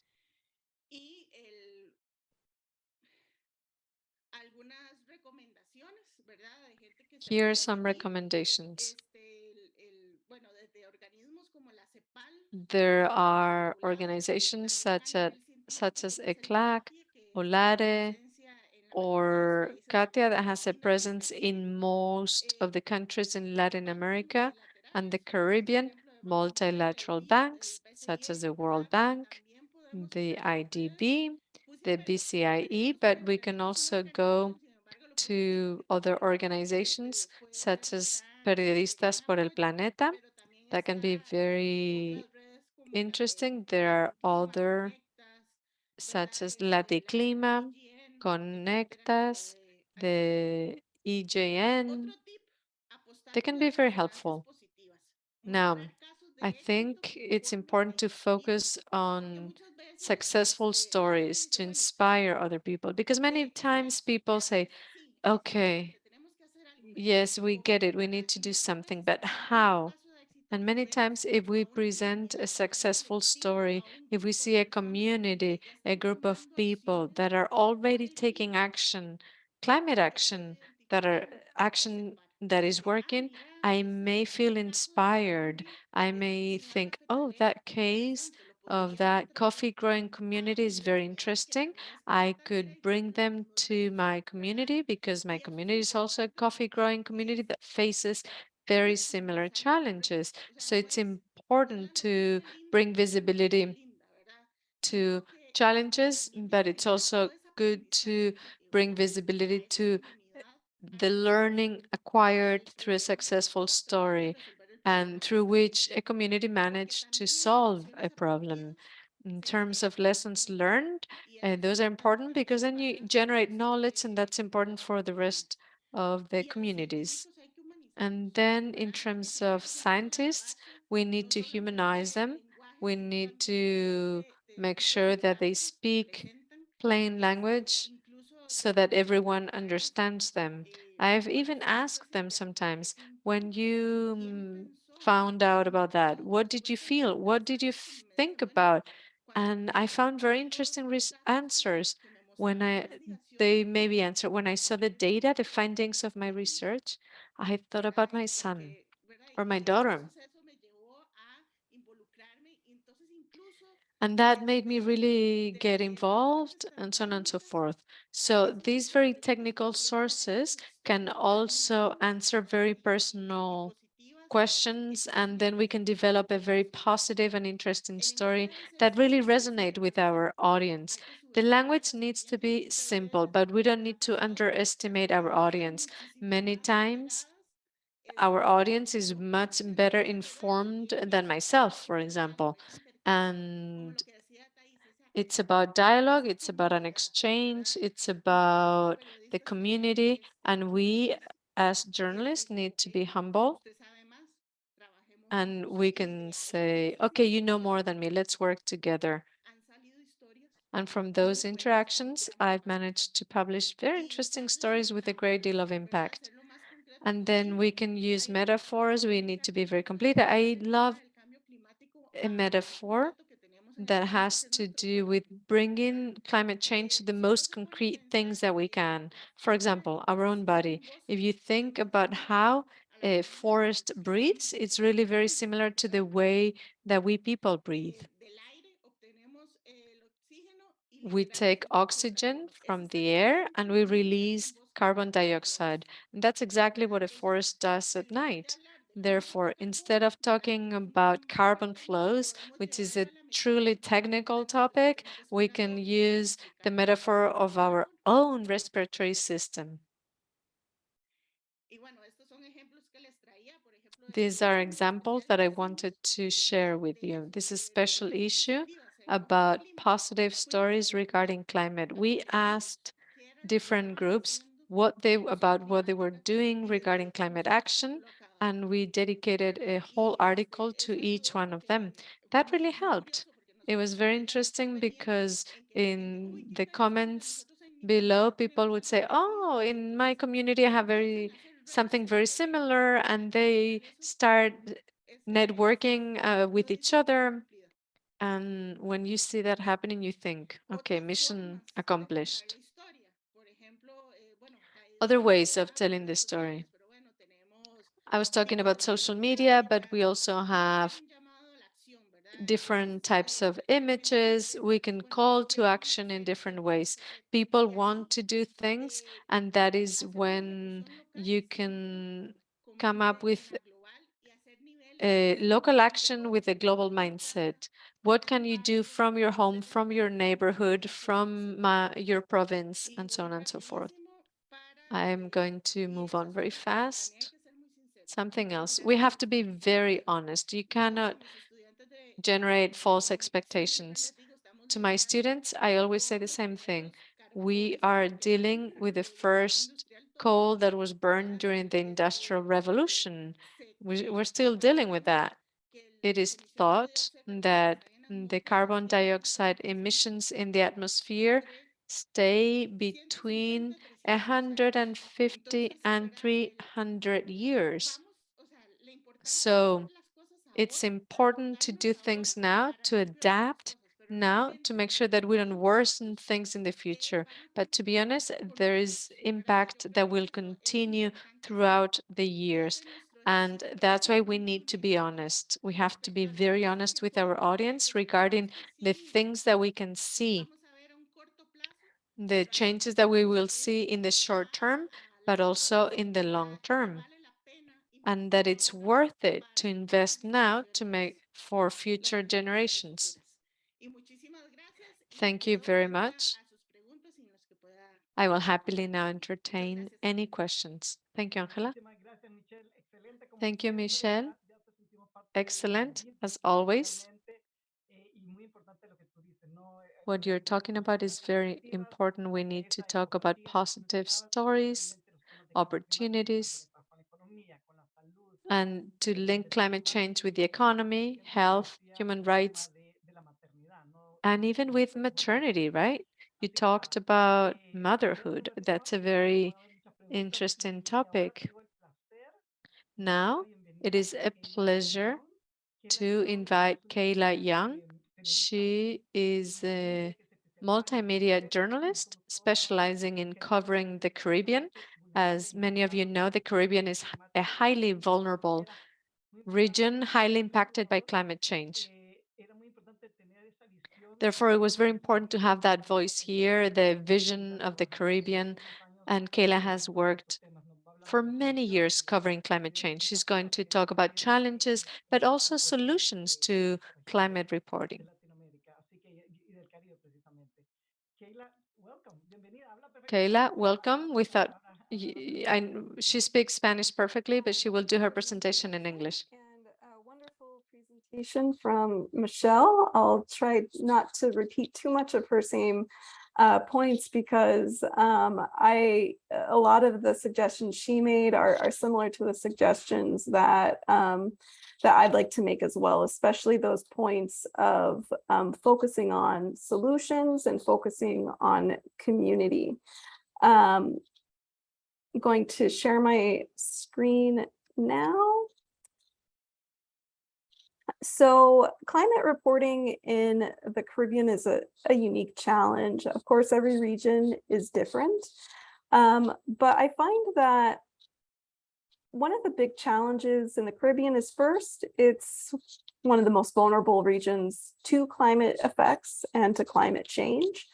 That means that you might be working on a story and you were personally impacted by hurricane or other climate effects that could disrupt your work. And you'll be reporting through those experiences. But beyond just the actual effects on day-to-day lives of Caribbean people, we also still have an information void in the region.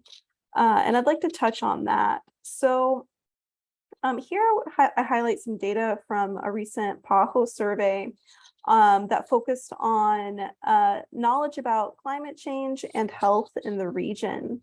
And we still have some misperceptions within the region. 60% believed that climate change was entirely or mostly due to human activities, while 34% believe that it was equally human and natural changes. So we still have a portion of the population that has some uncertain or misguided beliefs about climate change. And something that I found quite significant is that there was limited awareness about the potential impacts of climate change on safety, security, and on public health. We find that, and this survey focused on the English-speaking Caribbean, there is, and I think we see this across regions, that there is not full trust in the news, whether that be TV, websites, radio, newspapers. We actually see the greatest amount of trust in government officials. So here, this being a public health survey, Ministry of Health officials. My experience working in the Cayman Islands is that government officials themselves aren't quite up to date with the reality of climate change and still aren't taking it seriously. The Cayman Islands, for example, does not have an established climate change policy. There is no government policy to guide a response to mitigate the effects of climate change, although this has been subject of debate for many years. So we see that the people who might have the most trust in the community aren't necessarily taking these climate change messages that seriously. We see that people in the Caribbean are likely to get just a moderate amount of their climate change information from the news. I want to note here that it's difficult for Caribbean people to get appropriate climate change information from the news if the news isn't reporting on climate change stories and the climate reality. An issue that I ran into frequently reporting in the Cayman Islands was that my own leadership in the newsroom was not interested in climate change or that concerned with climate change.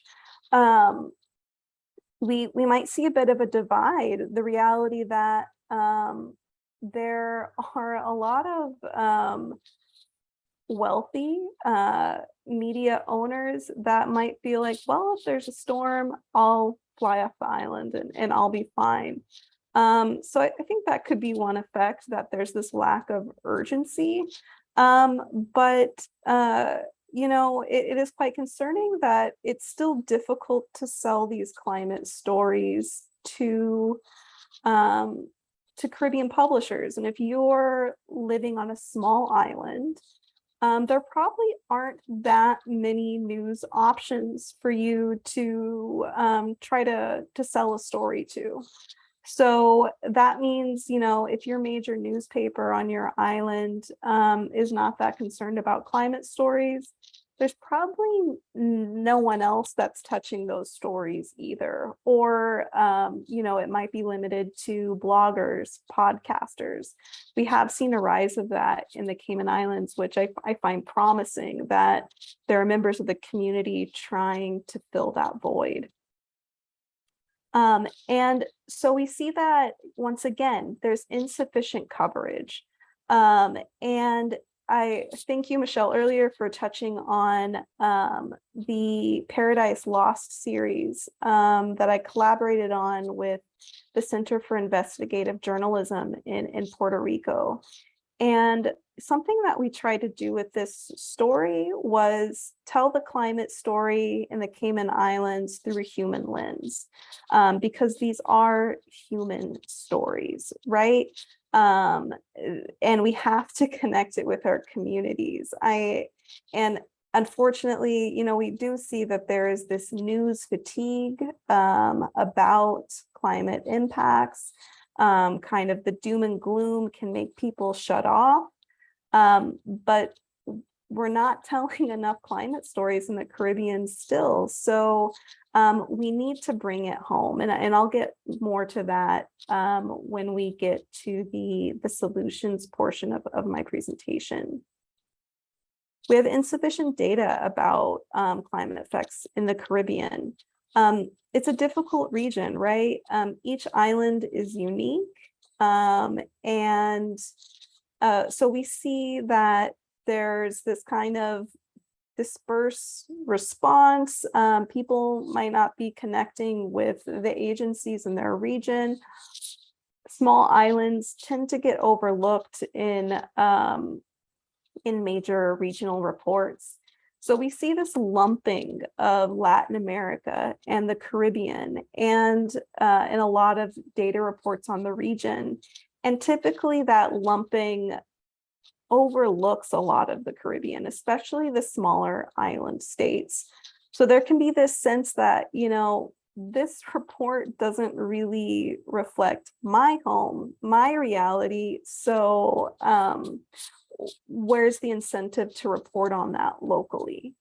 It can also be very difficult to get data from government officials, if the data even exists.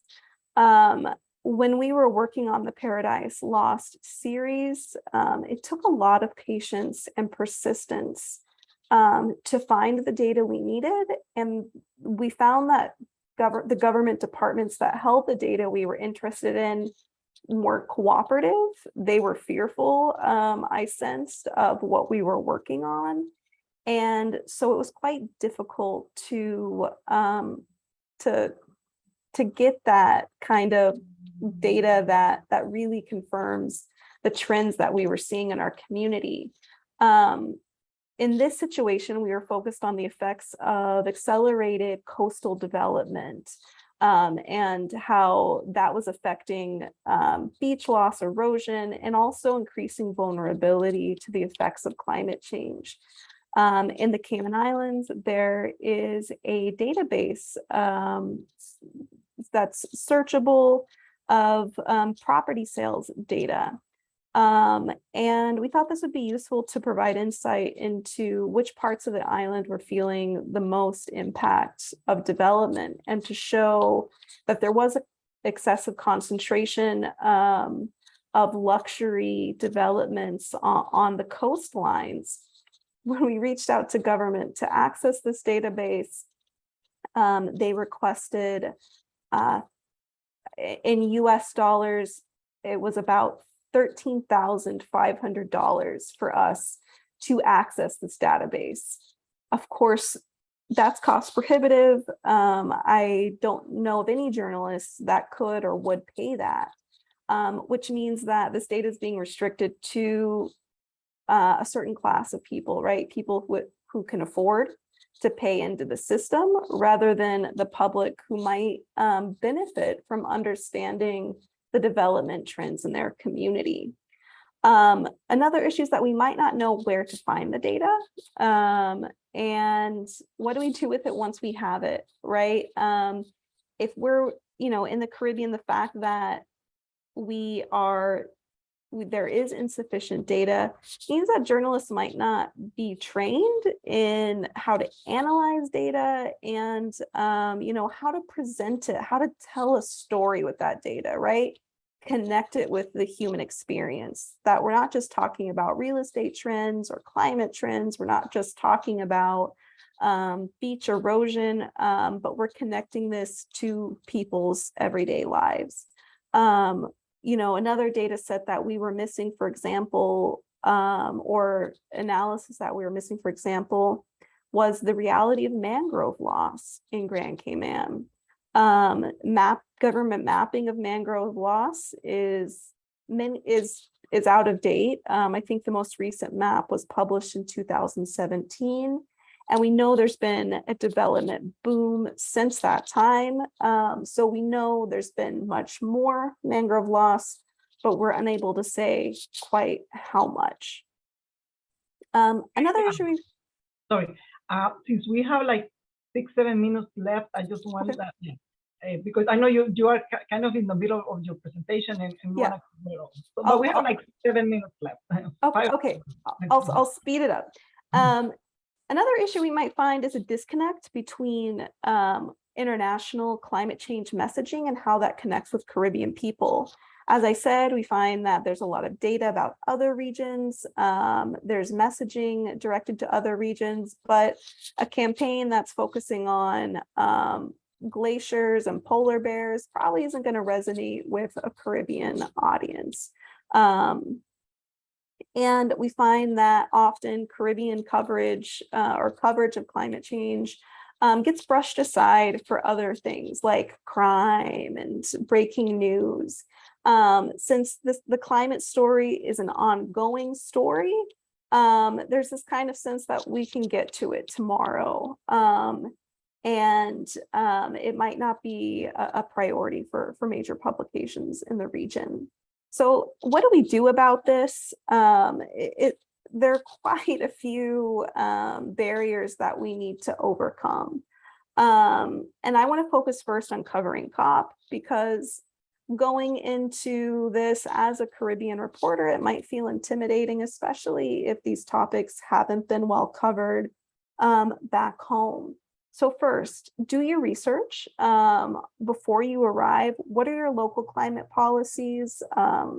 What are the priorities of your elected officials? Are those policies connecting with the messaging that you're hearing at COP? If you're a territory, how is the US, the UK, France, etc.? What are they doing to help their territories? We need to bring the story home as well. So COP, of course, I found in Cayman that, you know, as these climate summits are happening, there wasn't a lot of conversation happening on the ground. So how do we bring those messages back home? What are the relevant messages and promises being shared that affect coastal communities, that affect island communities? Are there any voices from your community that are actually present at COP? And what are they saying? Are they saying the same things at COP that they're saying when they're back home? And what's the follow-up? This is all very important. How do we make this relevant? By keeping our officials honest. I'm gonna just move forward a bit. Michelle made some touched on this, but you know, we know that there's fatigue when it comes to climate reporting. Let's find some solutions, and we can look to other islands. We can look across the Caribbean to find stories to bring back home to our own communities. This is a strategy that I implemented with Cayman Compass journalist James Whitaker when I was working there, where we tried to dig in deep to certain issues, but find examples that we could bring home. So which small islands are leading by example?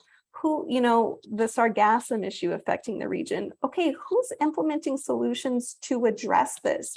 We want to give people tools so that they feel empowered to act rather than feeling overwhelmed and like these messages are distant from home. So what can we do here? We can also connect the climate narrative to other narratives that resonate with people. So that might be culture, that might be health, agriculture, development. We need to make these human stories. And if your publisher, your newspaper isn't buying the climate narrative, okay, let's package that with other stories that impact our community and make it relevant. Keep it local. We want more Caribbean stories, more Caribbean storytelling, more Caribbean voices. And I think this is a challenge that we face as a region. How are we going to elevate those stories? How are we going to get more funds for journalists, more coverage, so that we can get more coverage of the climate change impacts in the region? Something to ask ourselves is, which stories aren't being covered and why? I find in a small island economy, there might be economic pressure. It might be hard to question one of the main industries on your island when there are few economic alternatives. It might be difficult to question the effects of cruise tourism or the effects of bauxite mining or whatever it may be, when those are important economic drivers in an island context. Create your own tools and if you're attending in person, this is a great opportunity to network, to meet other people and figure out who gets it, and who can I turn to, especially if I have a small news team. So I might meet people who have other skill sets, resources, ideas, support that they can provide so that I can move this climate reporting forward. In the Caribbean, we can often feel like we're in a bubble. Let's break out, let's burst those bubbles and try to build these networks across the region so that we can help each other and elevate each other's stories. You can connect with me online, on Twitter or by email. I've also included the Twitter of Daphne Ewing Chow because she was originally actually going to make this presentation and contributed some content to this. And she has some wonderful perspectives as well on climate change and development in the region. All right. I think I kept it hopefully within the time limit there. Yes, perfect. Kayla, thank you so much. Muchísimas gracias. Excelente presentación. Muy conectado con lo que se dijo previamente también, que dijo Michelle y Pilar, así que te agradecemos muchísimo. Era súper importante tener la visión del Caribe. Como tú dices, tiene muchos desafíos desde la cobertura, la falta de datos, la conexión con los temas más locales, pero hay soluciones y trabajar en alianzas y destacar esas historias positivas, estos ejemplos de estas islas o estas, digamos, comunidades que están liderando con el ejemplo. Te agradezco muchísimo. Para el banco era muy importante tener la visión del Caribe y con tu trayectoria trabajando en esa zona era súper importante.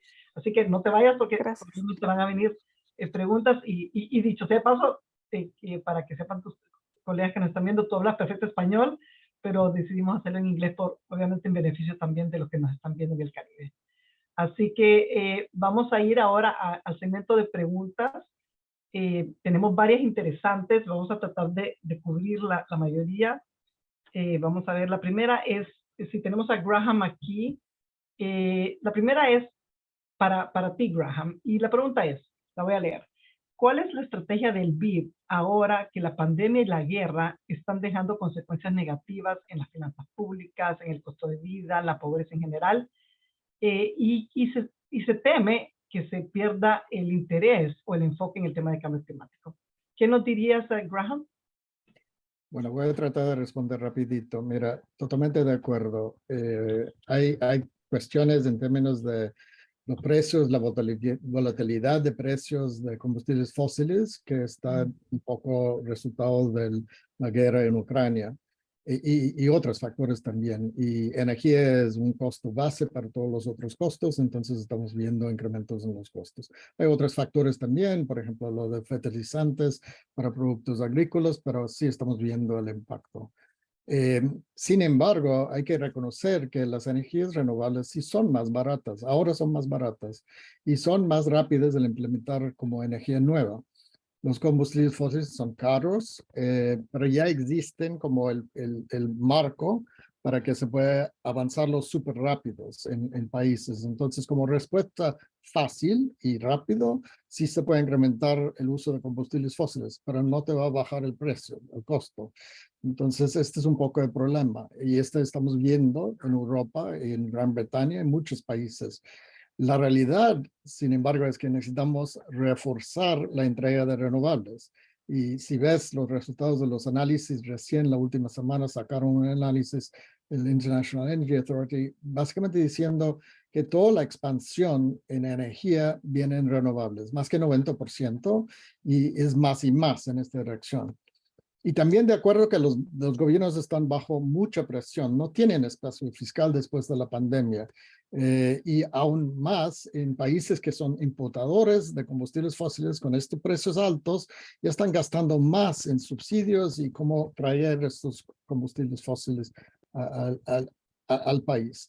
Entonces, mira, mientras todo pasa, los impactos siguen también. Entonces tenemos los impactos de cambio climático y este es un riesgo súper grande, no solo en el futuro, ahora es un riesgo para muchos países. Hay impactos en corto, mediano y largo plazo. Entonces no podemos olvidar el cambio climático. Entonces, ¿qué podemos hacer el banco? Y voy a hacer súper rápido y perdón que estoy alargando la respuesta, pero mira, tenemos que apoyar a los países para expandir y acelerar la entrega de energía renovable en la medida posible. Así que podemos reducir los costos a mediano plazo y largo plazo. Tenemos que apoyar a los países en la gestión fiscal y por eso tenemos la plataforma del Ministerio de Finanzas para abordar cómo podemos avanzar la transición energética en la forma más rápido y más justo para que se pueda avanzar y tener esta energía más barato. También estamos apoyando con préstamos de política que están vinculados a políticas, cambios de políticas de cambio climático. Y también tenemos que avanzar toda la agenda del sector privado para que redirigimos los fondos privados hacia estos fines. Y esto no es un trabajo simple. Sin embargo, mencioné al inicio que estamos trabajando con bonos verdes, pero también no sé si vieron en las noticias que sacaron un nuevo bono de Sustainability Linked Bond en Uruguay, que también fue 1.5 billones de dólares para gastar en esta dirección. Entonces, ya estamos apoyando con estos. Hay otro problemita que básicamente hay países exportadores de combustibles fósiles y ellos deben estar sacando provecho de estos incrementos de precios. Si no lo están haciendo, está mal hecho su contrato. Sin embargo, si están haciendo ellos tienen que estar utilizando esta plata para apoyar un futuro sostenible dentro del país. Un poco el modelo de Noruega, solo unos datos ahí, mira, hicieron no todo su plata, pero un montón de plata de petróleo, obvio, pero también tiene 84% de todos sus vehículos nuevos son eléctricos. Ellos están moviendo en esta dirección. Entonces, resumiendo súper rápido, tenemos que seguir viendo el cambio climático como una crisis total y tenemos que solucionarlo, pero tenemos que solucionarlo conjuntamente con todas las otras cosas que están pasando al momento. Y por eso es súper necesario trabajar a nivel del Ministerio de Finanzas como coordinador dentro del gobierno. Pero sí estamos tratando de apoyar y finalmente necesitamos realmente redireccionar las finanzas públicas y privadas para que van hacia estos fines. Excelente, Graham. Y como dice, y necesitamos contar con los periodistas para que sigan contando la historia de la importancia del cambio climático, obviamente, para que no se pierda interés y que la guerra o otros temas lo opaquen, ¿no? Muchísimas gracias por tu intervención, Graham. Ahora vamos a pasar a otra pregunta para Michelle. La pregunta es, ¿cómo podemos los comunicadores hacer que la información científica sea más entendible y menos técnica para que nuestros lectores entiendan cómo funciona el cambio climático? Excelente pregunta. Creo que sí, en lo personal, digamos, yo soy periodista de ciencia y sí he visto un cambio en los últimos años en que hay un mayor interés de la comunidad científica por darse a entender y comunicar, ¿verdad? Incluso muchos están recibiendo capacitaciones y también en estos espacios, en webinars, también se inscriben para tratar de aterrizar la ciencia a los contextos y sobre todo a las realidades locales, ¿verdad? Porque puede ser que haya por ejemplo, como el IPCC, que son informes mundiales, ¿verdad? Pero también hay que hacer un esfuerzo por aterrizarlo a Centroamérica, Cono Sur y al Caribe, ¿verdad? En ese sentido. ¿Qué me ha servido a mí muchas veces? Irme al tema, lo que les contaba, al tema más hacerles las preguntas más interpelativas, digamos. Es como, ok, cuando usted llegó a este dato, ¿en quién pensó? ¿Verdad? Entonces, uno se encuentra respuestas súper interesantes. Le dicen a uno, bueno, es que pensé en mi hijo, en mi hija, ¿verdad? O muchas veces es, bueno, esto que es tan técnico, si usted se lo tuviera que explicar a un niño de 4 años, ¿cómo lo haría? ¿Verdad? Y eso muchas veces, ¿verdad? Se quedan y dicen, bueno, denme un momentito y ya ¿verdad? Para pensar y ver la respuesta, ¿verdad? O a veces yo les digo, si usted tuviera que resumir qué es un flujo de carbono en un tweet, ¿cómo lo resumiría? ¿Verdad? Y esas son estrategias a la hora de preguntar que ayuda a la fuente un poco a ser más concretos, ¿verdad? En eso. Ahora bien, hay otro tema. Un reportaje no se construye solo a partir de una fuente, ¿verdad? Entonces muchas veces, y también no todas las fuentes con las que uno habla se reflejan en el reportaje. Yo hago entrevistas muchas veces para entender ciertas cosas yo primero, y a veces son 40 minutos de entrevista para escribir 2 líneas, ¿verdad? Entonces, pero eso también es parte de nuestro trabajo. Y la importancia también de nosotros irnos capacitando para poder tener mejores herramientas a la hora tanto de hacer las preguntas como de interpretar las respuestas. Muchísimas gracias, Michelle. Excelente intervención. Y hay otra pregunta, quizás Pilar o no sé si Kayla la pueden contestar, que dice así. ¿Qué importancia tiene cubrir las acciones que el sector privado hace para contribuir a la acción climática? O sea, el lado privado, que creo que es muy importante este tema. Pilar o Kayla. Either one.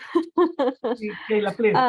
I guess, my input is that I find it quite important that we look at not only the ways that private enterprise are accelerating climate change, but also when companies are implementing innovative solutions to help combat. So we need to look at best practices and worst practices as well. In a Caribbean context, it can be quite difficult, as I mentioned in my presentation, to question certain industries when they are major economic drivers, major employers in the region. That can mean that we don't get a lot of support from local publications to pursue those stories. So I think that's an area where we need to find solutions, perhaps outside financing for journalism in the region, so that there's less of that sense of conflict of interest. But I think, we need to, it's very important that we look at both sides, who's helping and who's hurting, to, elevate the stories of who's pursuing innovative solutions and who isn't. Excelente, Kayla, thank you so much. Sí, definitivamente, como lo mencionamos a lo largo del taller, el rol del sector privado. Yes, like we said, the role of the private sector is truly important, and we have to tell the stories about the innovations that are being implemented and what they're doing to make sure that we cover the full spectrum in terms of stories related to climate action. We need the private sector to be engaged to make sure that we get the right financing. We have 2 minutes left. We have to close. First of all, I would like to thank everyone. We've had 100 people connected for 2.5 hours. And I think this is a record because usually people cannot stay connected for more than an hour. So thank you very much. This is just proof of how much interest there is on climate change and also the role that journalists play in order to change the narrative, position the topic, and publish about climate change, publish stories. All these will be recorded on our YouTube channel. We will share it also via email with all those that registered for the workshop, and we will share it through our social media. You can also share it with your colleagues.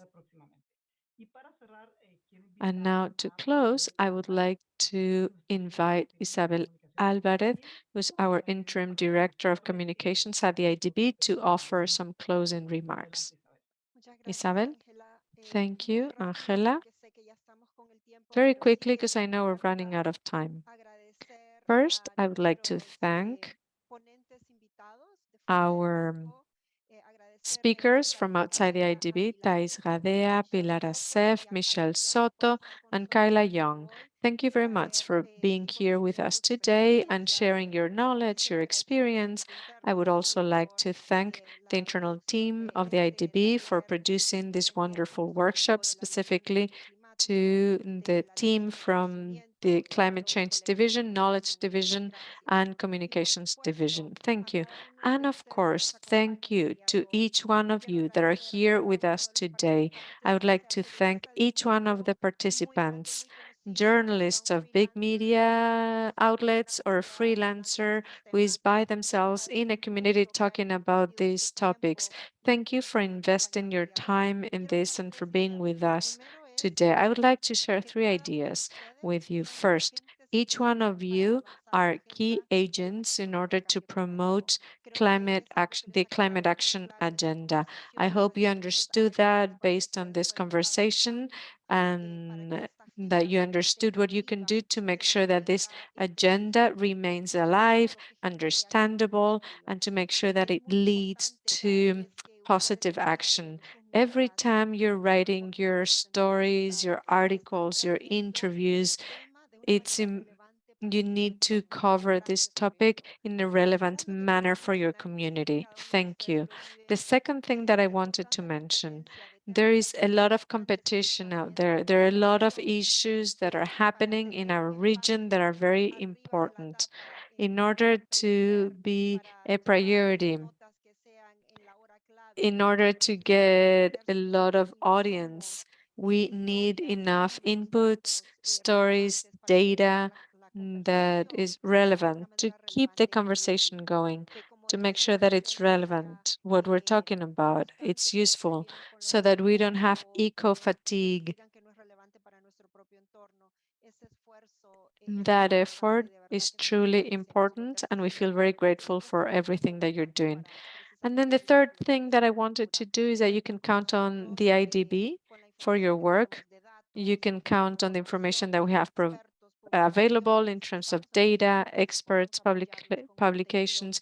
We are here to help you, and we can support you with content that may help you with the stories that you would like to work on. Do not forget to download the guide that we have developed together with today's speakers.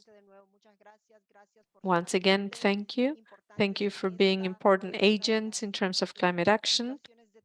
This is a very key issue that our planet is dealing with, and we need to join efforts from all sectors to address it. Angela, over to you. Thank you. Thank you. Thank you all for your interest, for your time, and see you very soon.